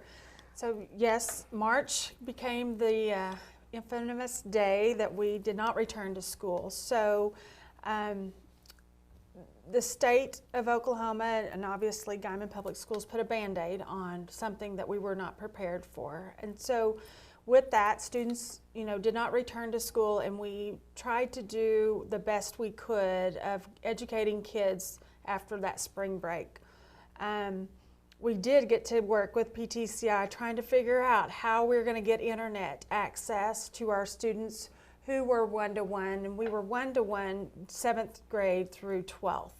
So we needed to find a way that we could make sure that we could continue educating kids during the shutdown. So we've come kind of full circle. We are starting off the year as traditional, returning back to school as normal as possible with heightened security safety measures. But we are still preparing for remote learning if we would have to shut down, but also virtual. For those students that are not ready to go back to school or parents are worried, we do have a virtual option. And so with the help of PTCI and getting internet access to them, that's what we're planning on doing. Very good. So in the spring, we kind of came up with a plan, had a little special for teachers and students who didn't have access at that point, and we kind of navigated that digital divide. We realized that some of our local educators and our students didn't have a home connection. So as quickly as we could, we got installers into homes and provided those connections where we could, fiber optic internet, really fast, very capable speeds. And then also to try to bridge some of that as well, as we were furiously trying to install, we also set up public hotspots in areas.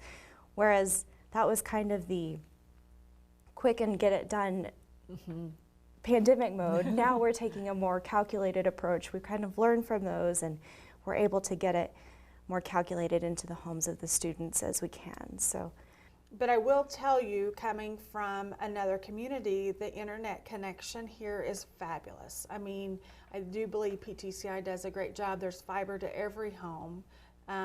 So we have the capabilities. Now it's just finding out who doesn't have it, what can we do to help them, and I believe PTCI is still offering that discounted price. Thank you so much for coming in, Mrs. Rhodes. I so appreciate you taking the time out of your day. To you out there, I hope you look forward to sending your kids or watching your neighborhood kids go back to school, and wish them all the best of luck. And just remember, in these times, it's good to be kind. Thank you.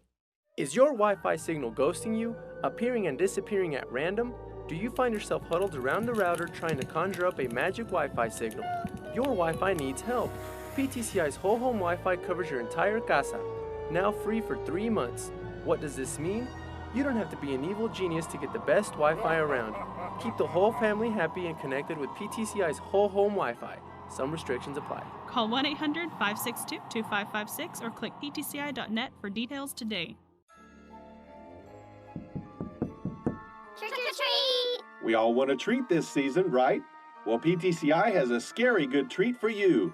We are giving away 1 month free data for new lines and for brand new customers.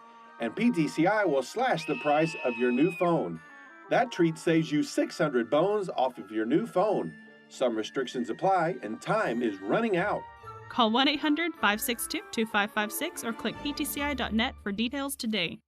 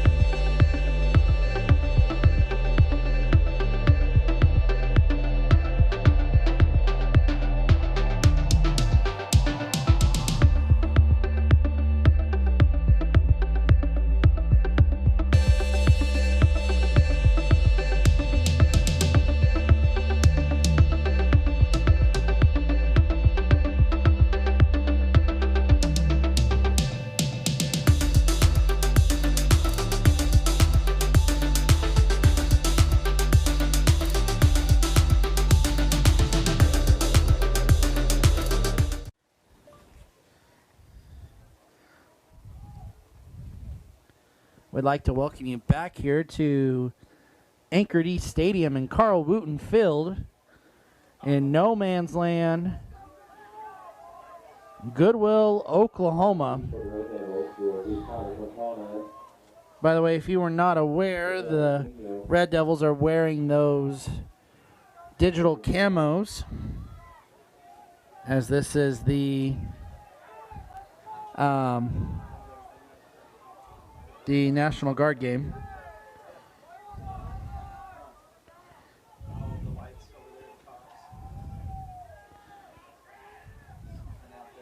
Fairview set to kick. As that one bounces. Can't tell who that is. I believe that's Quintana. Out to the 40-yard line. Ooh. Big hit over here. And you've got a Fairview player down. Missed it. I was focusing a little bit more on Quintana as he was a little gimpy coming out of that last play of the half. Looks like he's running the ball good as he's up to the 40 here.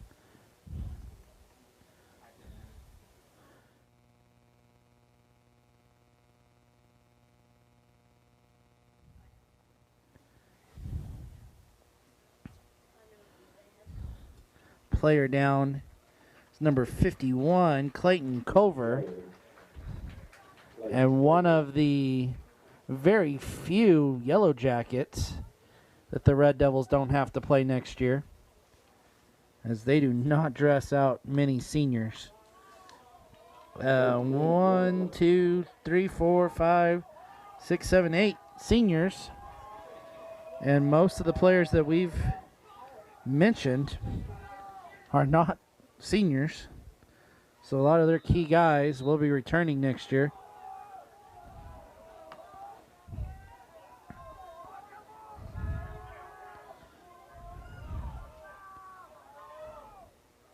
Mitchell hands off to Grice.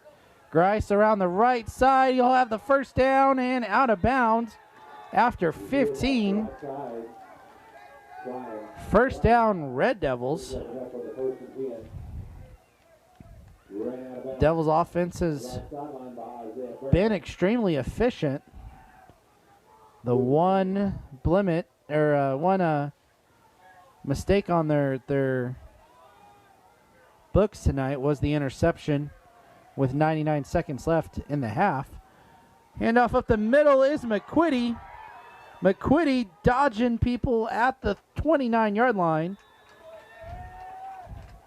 This side judge has him at the 30. I believe that one has him at the 29. Sure looked like he was past the 30. As Austin Hook making the tackle.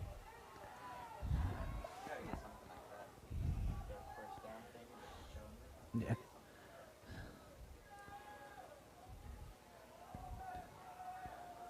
Twin receivers out to the right for Mitchell. Handoff up the middle, Grice. Looks like Grice goes down after 2. Kind of rare there. You normally see Grice fall forward for a few extra yards. Not on that play, as he went straight down. Twin receivers out to the left. Handoff. And caught up. Oh, breaking tackles is McQuitty. Unfortunately, that was a mistake. He should have went down, as he lost another 3 extra yards. Crowd up here wanting that forward progress, but since he broke the tackle, he's going to be knocked back about 3 more extra yards. Brings up a 3rd and 15. Actually, might even be 16. As the first down marker looks about the 19-yard line. Devils here at the 35. Twin receivers both sides. Long 3rd down for the Red Devils. Mitchell back to pass. Looks right. Going to roll right. Now cuts back. Picking up blocks from those linemen. He's going to tuck and run. going to make a lot of people miss, though, as he's only going to get to the 31. And that brings up a 4th down situation.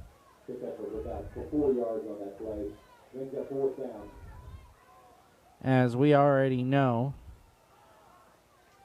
Watson not going to go for any special teams play here. He wants his offense to go for it. Last time, 4th and long, Devils scored.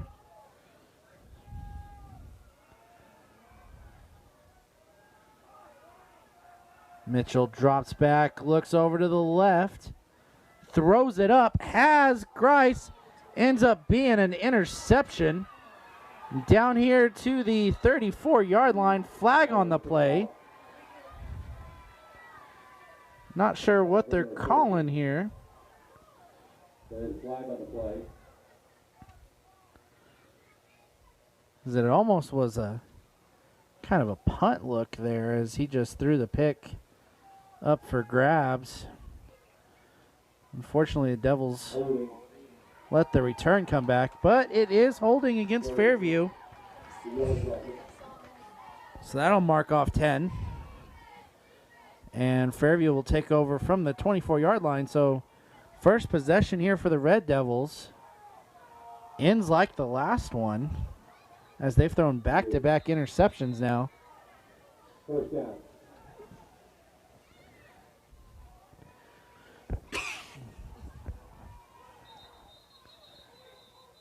And Watson upset.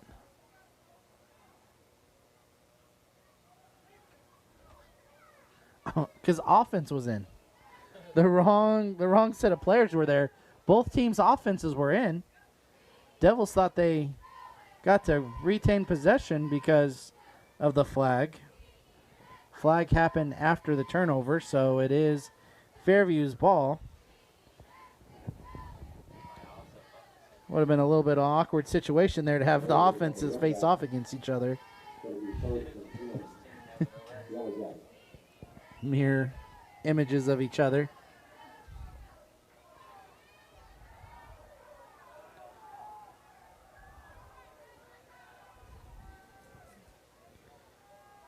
Twin receivers out to the left.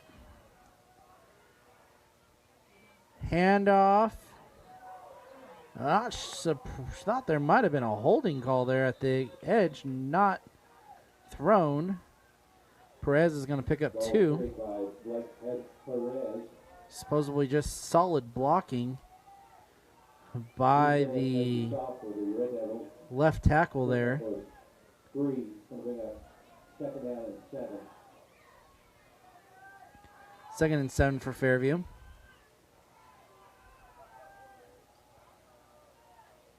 Looks to hand off, throws over the middle. It's there. As Frank Red Hat gains the first down for Fairview.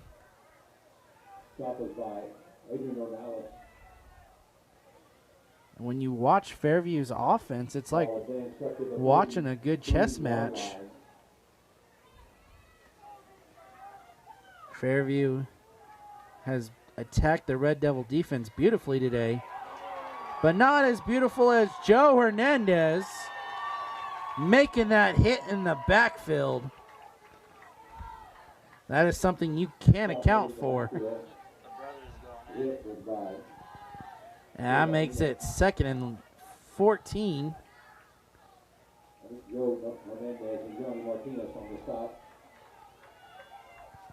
Both Hernandez's out on the line, and both jump.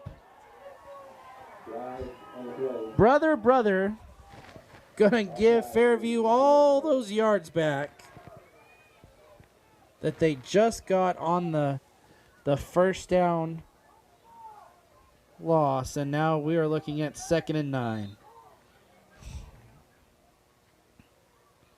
Second down and 9.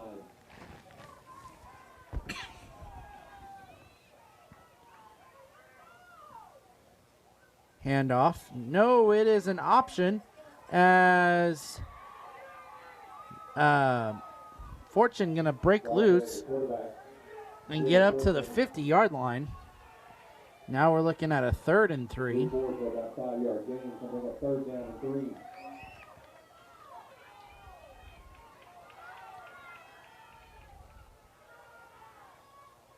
Twin receivers right. Tried to get the Red Devils to jump. It looked like legs moved, but bodies didn't. So now Fairview actually has to run a play for the first down. Going to drop back to throw. Throws the swing route. And Quentin Ingram on 3rd down. Glad to say that name. Kind of was talking to some of his family members the other day, and it seemed like last year when you needed a big play, it was number 19 making the play for you. This season, he's been kind of quiet, not needing to make all the plays with the talented defense that he's surrounded by. But here you go in what is a 2-score game. 3rd down, Quentin Ingram coming up big. And Fairview will punt. Punt away. Gonna get to Quintana. Quintana jukes 1. Tries to break 2, and he'll go down at the 22. Quintana returning the punt up the 21-yard line. This brings up a 1st and 10 for the Red Devils. And Red Devil offense, I bet you Coach Watson not happy with, as the last 2 possessions have ended in interceptions. And both possessions looked like the Red Devils were going to score. Mitchell hands off up the middle. Going to gain of about 1.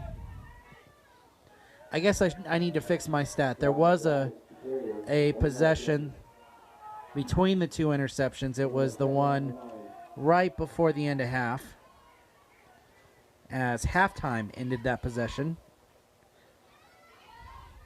more than anything else. Devils may had punted if they had extra time. Mitchell puts a man in motion. And little bobble there. Mitchell going to keep it. And fumble. And that is picked up cleanly by Fortune. And the 4th turnover for the Red Devils tonight, as Watson will not be happy about that, as there is a lot of ball control that needs cleaned up by next week's Panhandle Bedlam game. Handoff up the middle. It's Jerry Hernandez tackling Perez there. Brings up a 2nd and 9. Ball carrier was Dwight Perez. Joe Hernandez on the stop. 1-yard gain. Coming up 2nd down and 9.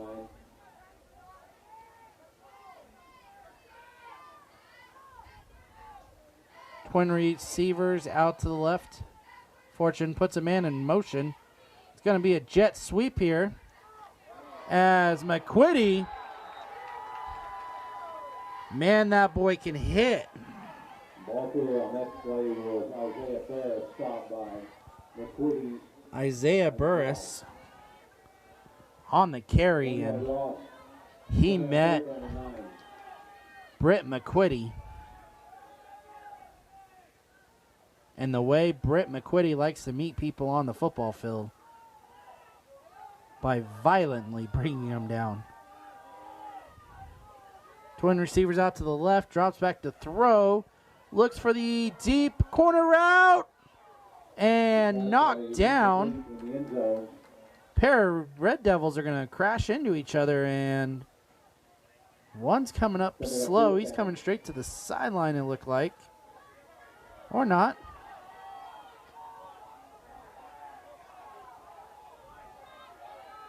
Lots of people yelling out here. 4th and 10. Fairview going to go for it.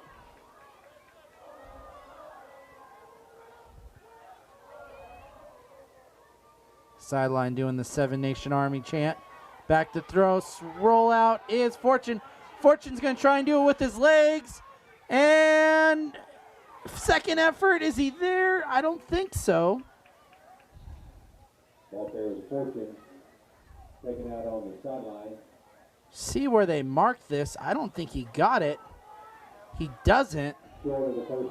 And the Red Devil defense comes up big.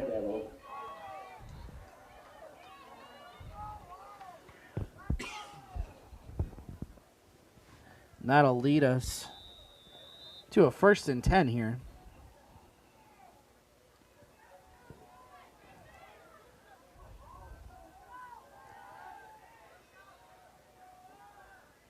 Mitchell, option, pitches out.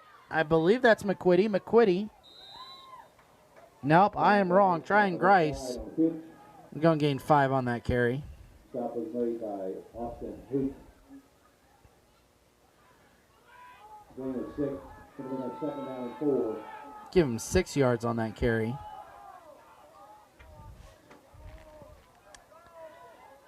This is the 3rd quarter. My bad.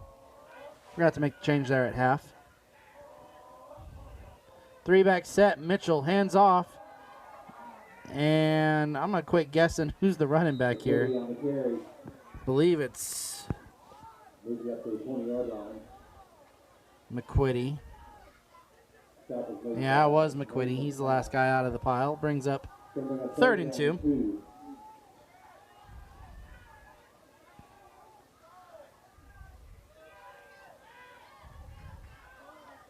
Next 3 district games, big ones for the Red Devils.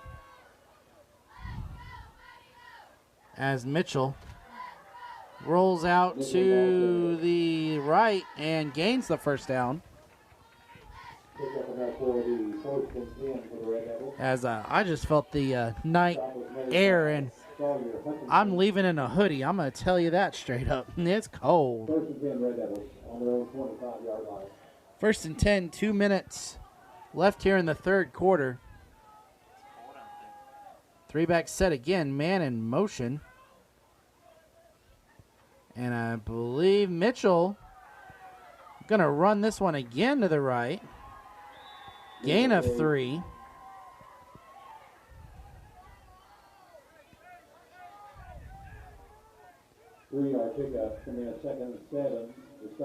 Next 3 district games are against the 3 teams around the Red Devils in the standings. Hooker currently sits 3rd at 2-1. Then they have Sayre, who I believe is sitting at 1-2.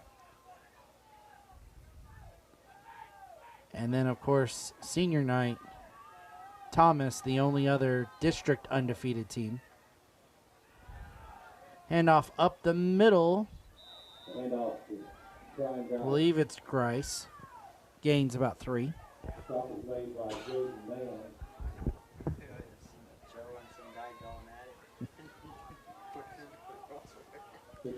Brings up a 3rd and 3.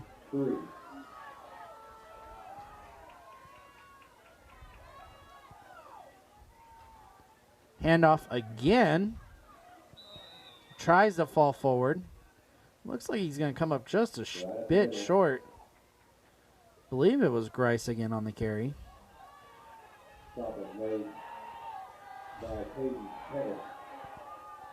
4th and short. Devils have not sent anybody else out there.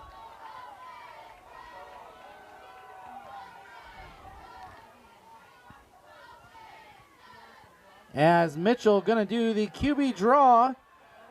I don't think he got it. He falls short. And Fairview with a big 4th down stop. Now in great field position. Went back, look at district scores. Hooker up 19-6 on Burns Flat. Moreland still up 34-0 on Merritt. Thomas still up 28-0 on Sayre. 16 seconds left here in the 3rd. As It's been all defense here in the third quarter. Handoff up the middle. Perez had to stop. And not going to gain more yards after that. Ball carried that time by Blake Perez. Stop was by McQuitty. Tommy Mitchell giving the tackle to McQuitty, and that does it. We are going to the fourth. No score change here. Devils lead 28-14.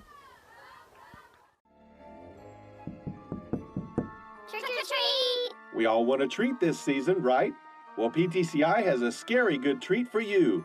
We are giving away 1 month free data for new lines and for brand new customers. And PTCI will slash the price of your new phone. That treat saves you 600 bones off of your new phone.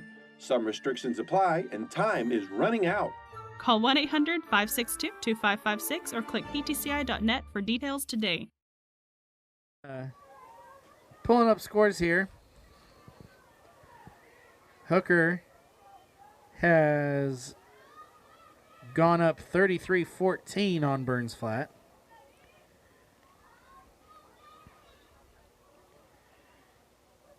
Still 34-0, Moreland Merritt. Thomas up 28-0. If those scores hold, Thomas clinches a playoff spot tonight. Just based off of pure scheduling, who you got left in those final 3 games is what that comes down to. Roll out for Fortune. Fortune throws and steps out of bounds after the catch was Red Hat. And Fairview going to gain another first down.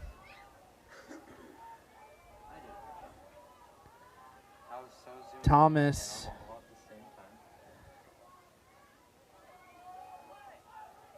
has played a couple of those teams that could catch him already, and so that's why they would have the advantage. Fumble. Perez has a hard time finding it. I don't think he ever had it.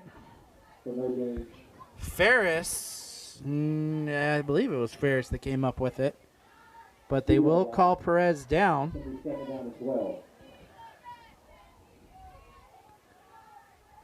Brings up 2nd and 13.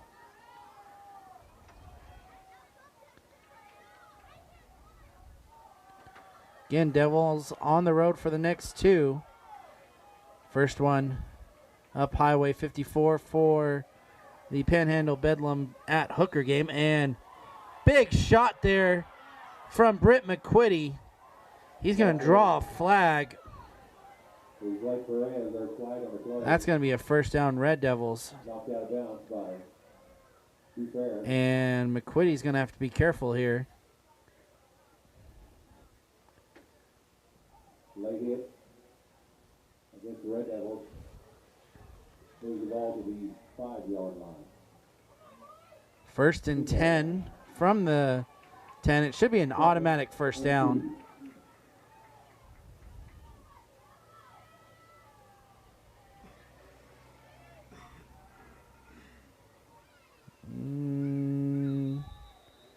Or not. I guess we're going to go 2nd and 3.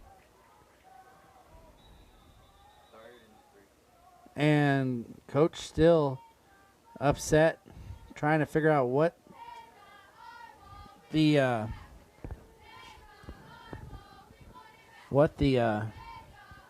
ruling should be on the first down.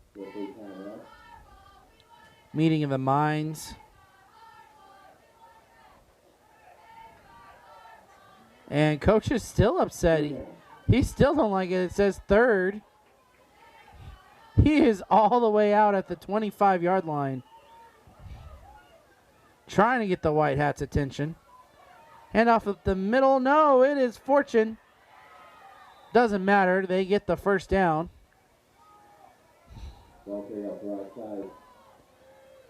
So all that complaining for not. 1st and 10 here for Fairview. Made a 1st and 10 out of it, so 1st and goal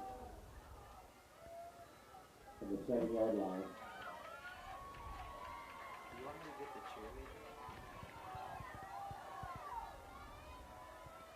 Twin receivers to the right. Rolls out the throw. Almost intercepted. And Jake Meyer, frustrated with himself, as he had a chance to really impact the game there on that interception look. Doesn't happen.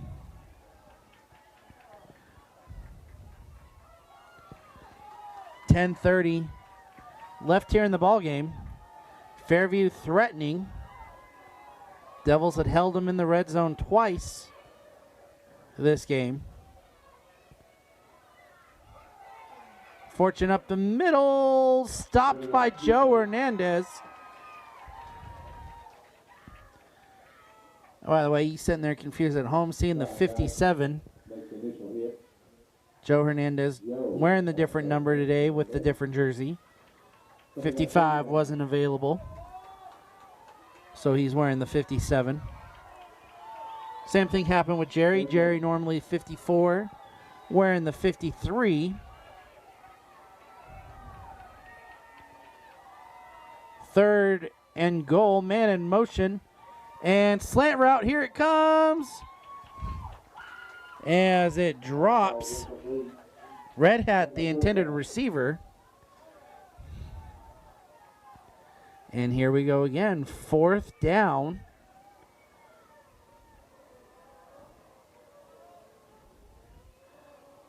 Sideline getting a little pumped up. Crowd starting to get pumped up. Twin receivers, both sides for Fortune. As Fortune going to take it up the middle. As he still breaks away free. And he does not get in. The Red Devil defense coming up big again. Short at the goal line will be Red Devil ball on turnover on down. First down. And the Devils will take over 1st and 10 from the 5. On their own 7-yard line.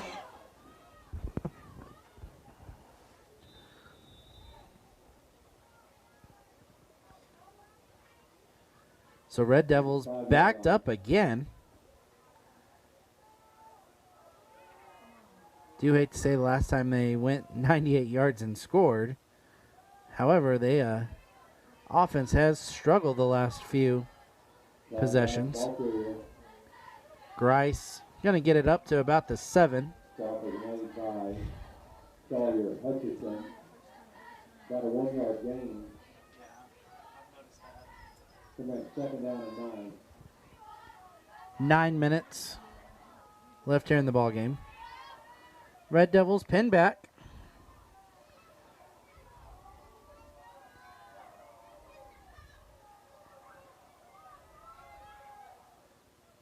Mitchell gonna throw the streak down here. Oh, it is incomplete. Fred Red Hat, the defender on that play, as it'll bring up a 3rd and 8.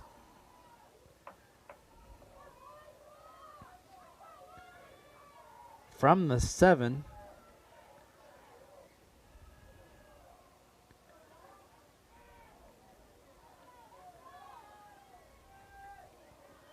Four receivers. Mitchell back to throw, steps up. He's going to do it with his feet. Has some room. And down to the 37-yard line. Mitchell takes a hit on the sidelines.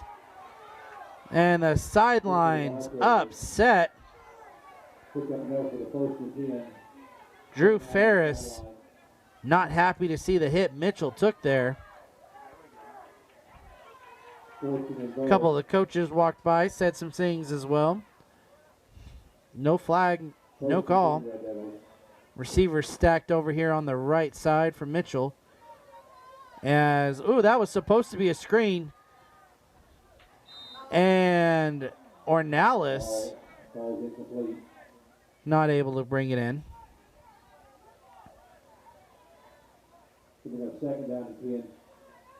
As I bet you see a couple catching drills this week in practice.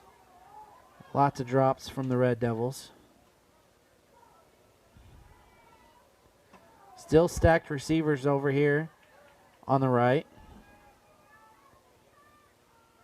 As that's a draw. Mitchell going to gain 2. Stop was made by Sawyer Hutchison. The gain was 1 yard. Brings up a 3rd and 8. It'll be 3rd and 9.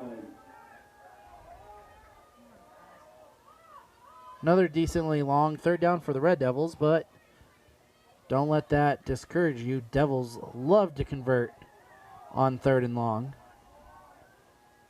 Mitchell back to throw, looks left, throws the swing, and it's Grice. Grice got the 1st down and more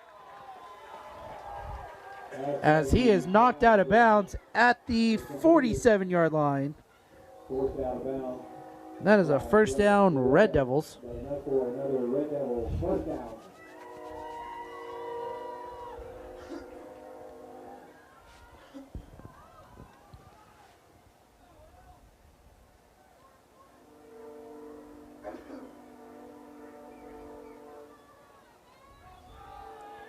Twin receivers out to the right.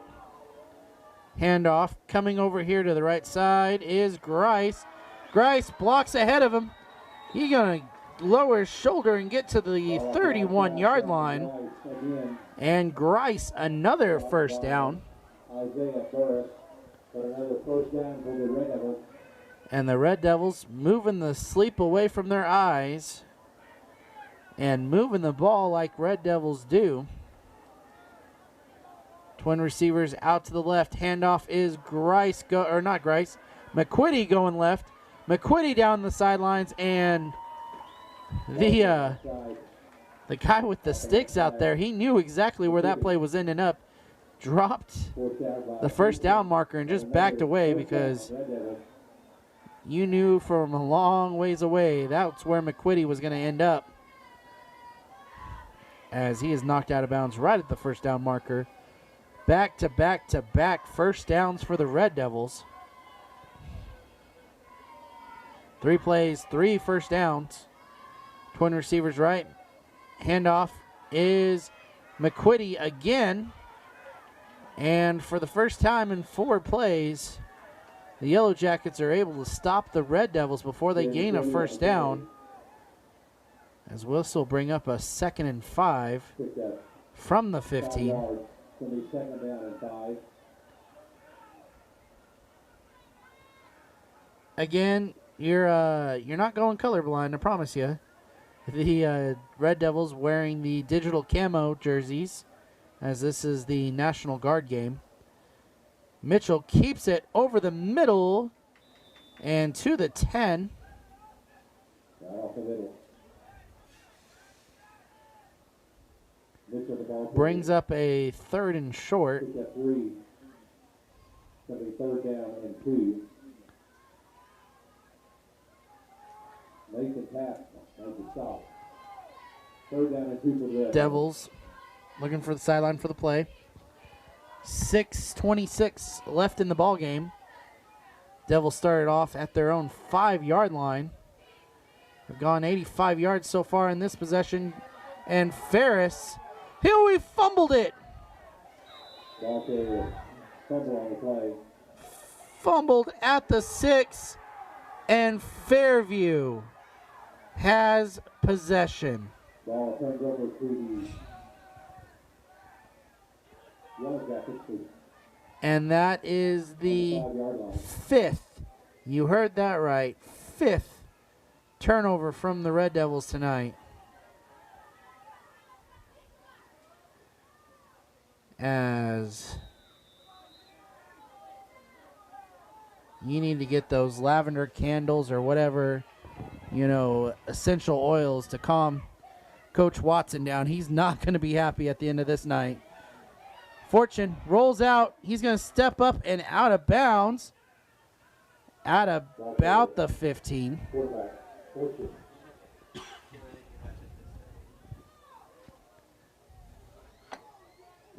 15-yard line. Brings up a 2nd and 8. Fortune kind of tried to reach out for it. Didn't get it.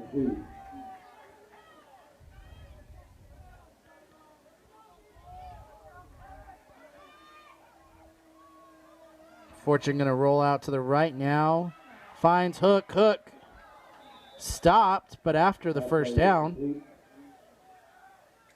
Ingram on the tackle, and with 6 minutes left, Devils up 2 scores. Last week I would have said this was comfortable, you can pack up your stuff and leave, but Fairview's offense, scary to say the least, and this one far from over. Trips out to the right, man in motion. And Joe Hernandez. Offside. Red Devil. 5 yards. We're about to have to start using our second hand to count how many times Joe Hernandez has jumped off sides as he gives the Yellow Jackets another 5 yards.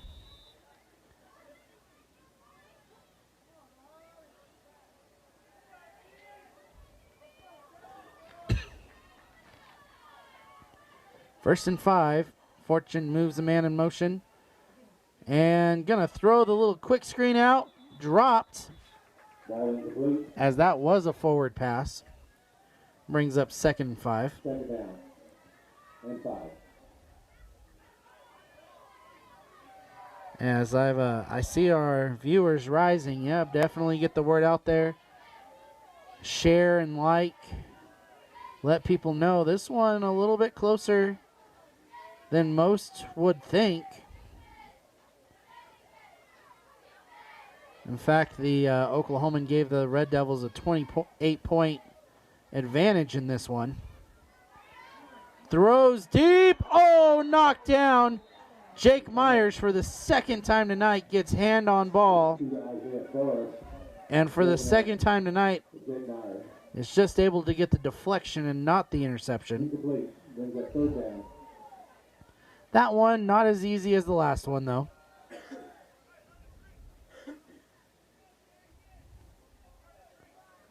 Brings up 3rd and 5. 5 minutes left here in the ball game.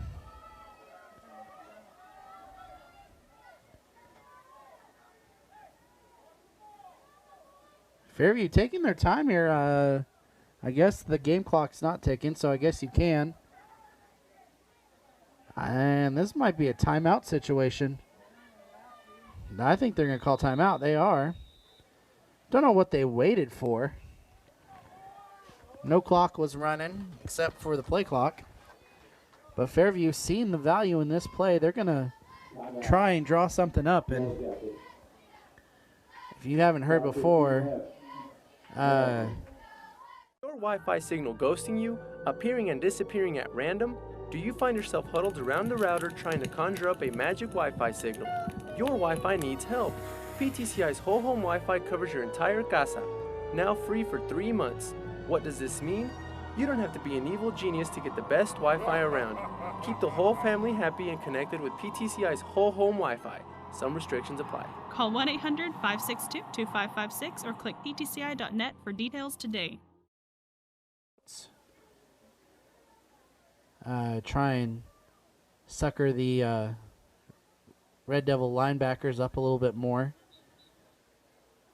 Then they went away from that, started running 10 and outs as those became open. And now here's the interesting deal. Do you go back for the slant, or do you look for the out route again? Or do you try and get Joe Hernandez to jump off sides, as that might be the easiest way to get it. Roll out here. Looking for that out route, not having it. Fortune going to be pushed out at the 32. And now is this a go-for-it situation as Fairview down 2 scores. 5 minutes left, 4th and a long 3. Mark it 4 if you want to. They have to get the ball to the 34-yard line. They are just a little bit past or a little bit behind the 31. They are going to go for it. Twin receivers out to the right. Man in motion, 2-man in motion, and that is not allowed. As a critical mistake there from Fairview. And this goes from a 4th and possible to a 4th and, let me think about this, I'm not sure. 9, long 8 maybe. Trips out to the right. Man in motion and whistles blown.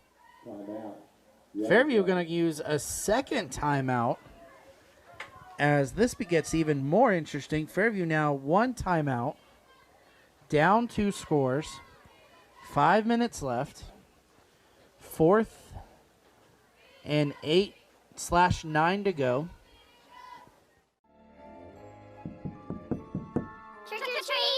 We all want a treat this season, right? Well, PTCI has a scary good treat for you. We are giving away 1 month free data for new lines and for brand new customers. And PTCI will slash the price of your new phone.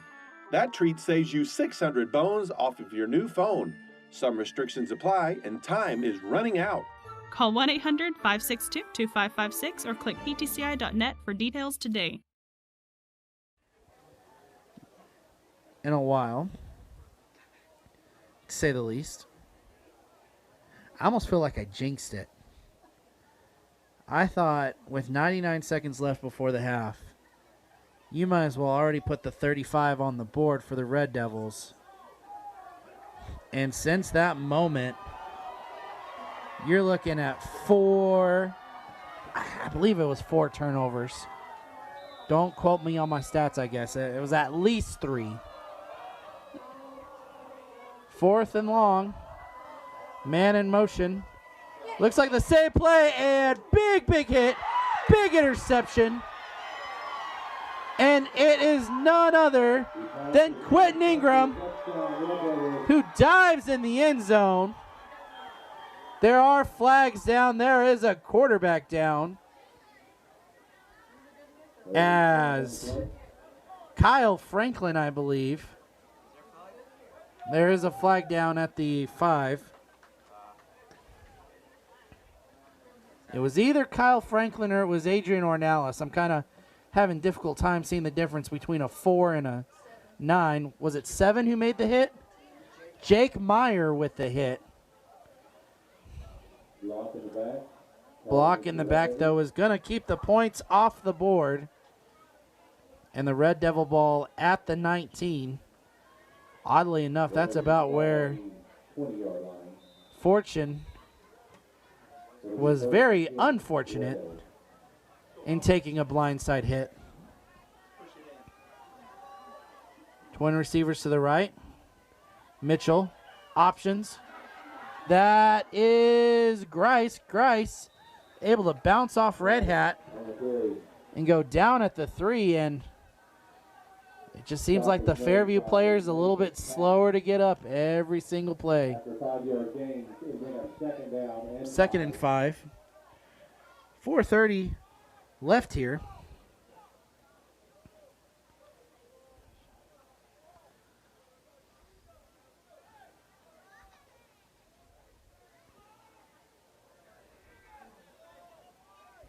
Fortune plays defense as well. He's on the sidelines, though, after taking that massive hit. McQuitty goes left, cuts back right, gets more than the first down. And they're at the 6-yard line. Devils got pretty close last drive until a fumble right almost right here at the 6-yard line. 1st and goal, though. 3:50 left in the game. Sideline getting a little fired up here. And Mitchell in trouble. Mitchell throws it in traffic, incomplete. As I believe more Fairview players hit that ball than Red Devils. Quintana, the intended receiver. Second and goal. Receivers out there right now, Ornalis, Ingram, and I believe Myers.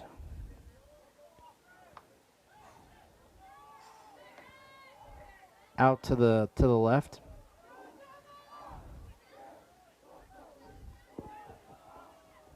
Man in motion is going to be Ingram. Mitchell keeps it up the middle. And it looks like he's going to gain 2. 3rd and 5. Lots of credit to the Red Devil defense for all their red zone stops, but here you go, Fairview standing strong.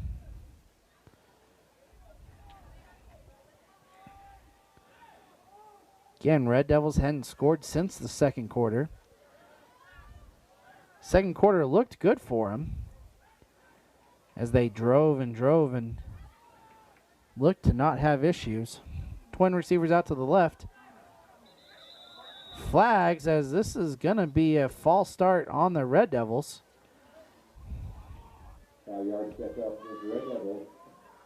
And you go from a 3rd and 5 to a 3rd and 10. And we talked about a little bit earlier, you know, the smaller yardage might be a game killer, yeah, for most teams. You back the Red Devils up, though, the playbook starts opening up, and there's a lot more things the Devils can do in 10 yards. They are incapable of doing at 5. Couldn't think of the term, so I used what Tanner gave me here. Not the right terminology, but we'll go for it. They know what I mean. Now, I will say a lot of people bundled up, got the jackets, you know, staying warm with blankets. I'm going gutsy. I'm going a little bit history lesson here. William Henry Harrison. No sleeves, or just sleeves.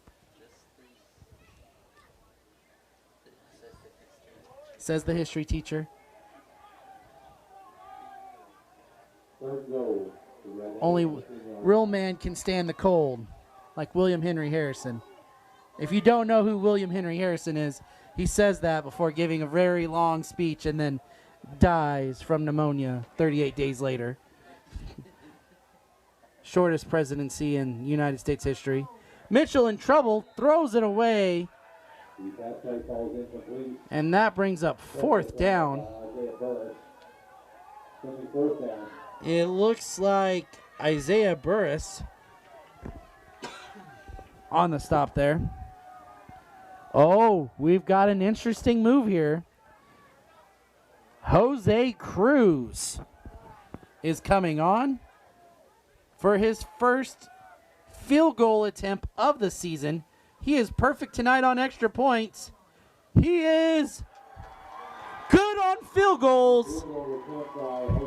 Jose Cruz putting up 3 points for the Red Devils.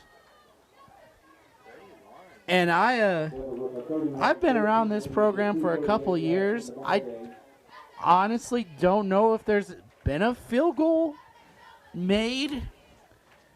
Those are kind of rare in high school, and especially the lower the level you get. And Red Devils, though, going to pick up 3.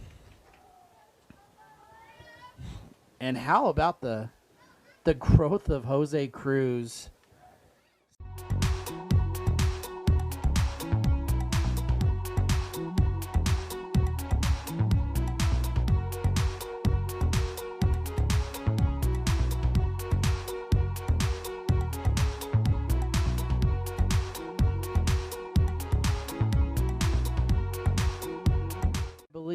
Last week versus Moreland, but had a tackle, had a 2-point conversion. Now a field goal. There's not going to be many stats where you won't see Jose Cruz's name, and he is purely the kicker on this squad. As kick is returned up to the 39. I think he got the tackle at Merritt. He got the 2-point conversion versus Moreland, and now a field goal tonight.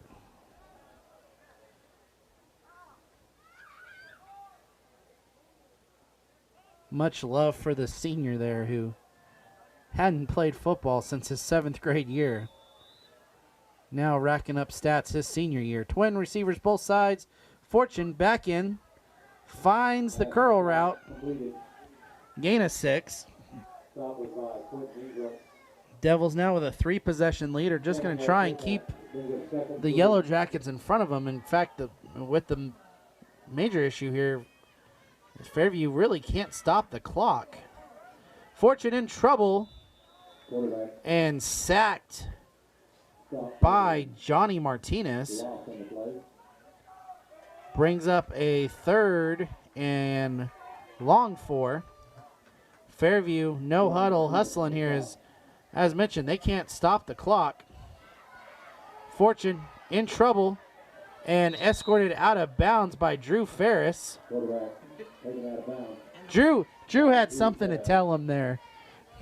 Drew had plenty of time to stop, return to the field, follows Fortune, lets him know, I'm still here.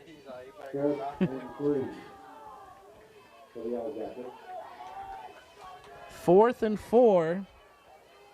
1:45 left in the ball game. Trips out to the left. And flag here. I believe that's a false start on the Yellow Jackets. And, I mean, deja vu. The Yellow Jackets had a 4th and 4 situation last drive and jumped off sides and then had a 4th and 9. Now here you go again, 4th and 4. Jump off sides. Now it's 4th and 9 again. Fortune hoping it doesn't end up the way it did last time as he took a solid hit. Drops back to throw. Only 3 come. Now McQuitty comes and takes him down. Turnover on downs. As this one's going to be pretty much wrapped up here. Just over, doing my math again, 95 seconds left. Mitchell should be able to take a couple knees and send us to the game everybody looks forward to every year. Hooker Texhoma next Friday night in Hooker. Red Devils are going to run a play here. It is Grice who gets it up to the 30. Devils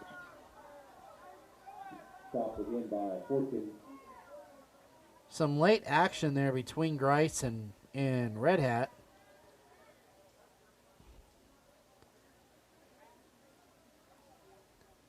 Fairview will drop to 1-3 in district play, which is scary as you hit 4 and you're pretty much out of the playoffs. Twin receivers out to the right. Handoff up the middle. McQuitty. McQuitty gets a solid hit from behind at the 15. And like I said, I was pretty confident the Red Devils would take a few knees and start preparing for Hooker. But 15 yards out and 9 points shy of 40. This looks like victory formation. Yep, Trent Mitchell takes a knee And with only 18 on the clock, that does it. Devils victorious here. 31-14. But a lot of things to fix before next week's rivalry game. 5 turnovers. A couple big red zone stops. It's important go to the cheerleaders.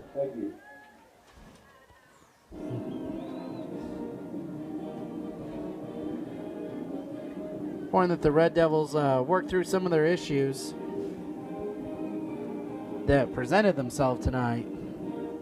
As you know, Trevor Powers and those Hooker Bulldogs will come to play next week, as that is going to be a hard-fought game in Hooker.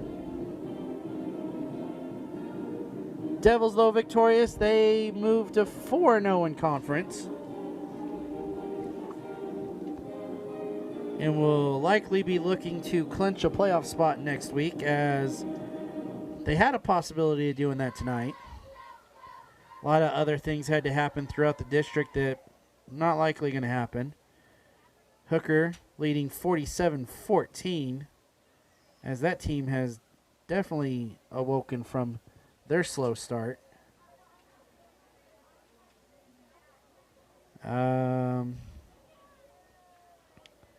41-0 Moreland over Merritt. That's a final. Thomas 28-6 over Sayre. That also a final. So we're going to run the ads through one last time, and we'll be back next week for that game. Your Wi-Fi signal ghosting you, appearing and disappearing at random? Do you find yourself huddled around the router trying to conjure up a magic Wi-Fi signal? Your Wi-Fi needs help. PTCI's whole home Wi-Fi covers your entire casa, now free for 3 months. What does this mean? You don't have to be an evil genius to get the best Wi-Fi around. Keep the whole family happy and connected with PTCI's whole home Wi-Fi. Some restrictions apply. Call 1-800-562-2556 or click ptci.net for details today. Trick or treat! We all want a treat this season, right? Well, PTCI has a scary good treat for you. We are giving away 1 month free data for new lines and for brand new customers. And PTCI will slash the price of your new phone. That treat saves you 600 bones off of your new phone. Some restrictions apply and time is running out. Call 1-800-562-2556 or click ptci.net for details today.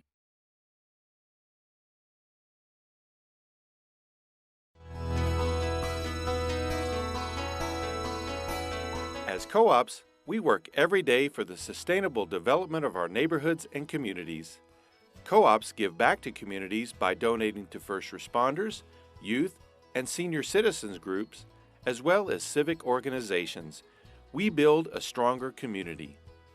My name is Brent Brooks with PTCI, and as a conversion technician, I take great pride in providing quality internet service to all of our customers. Hello, my name's David Sheets.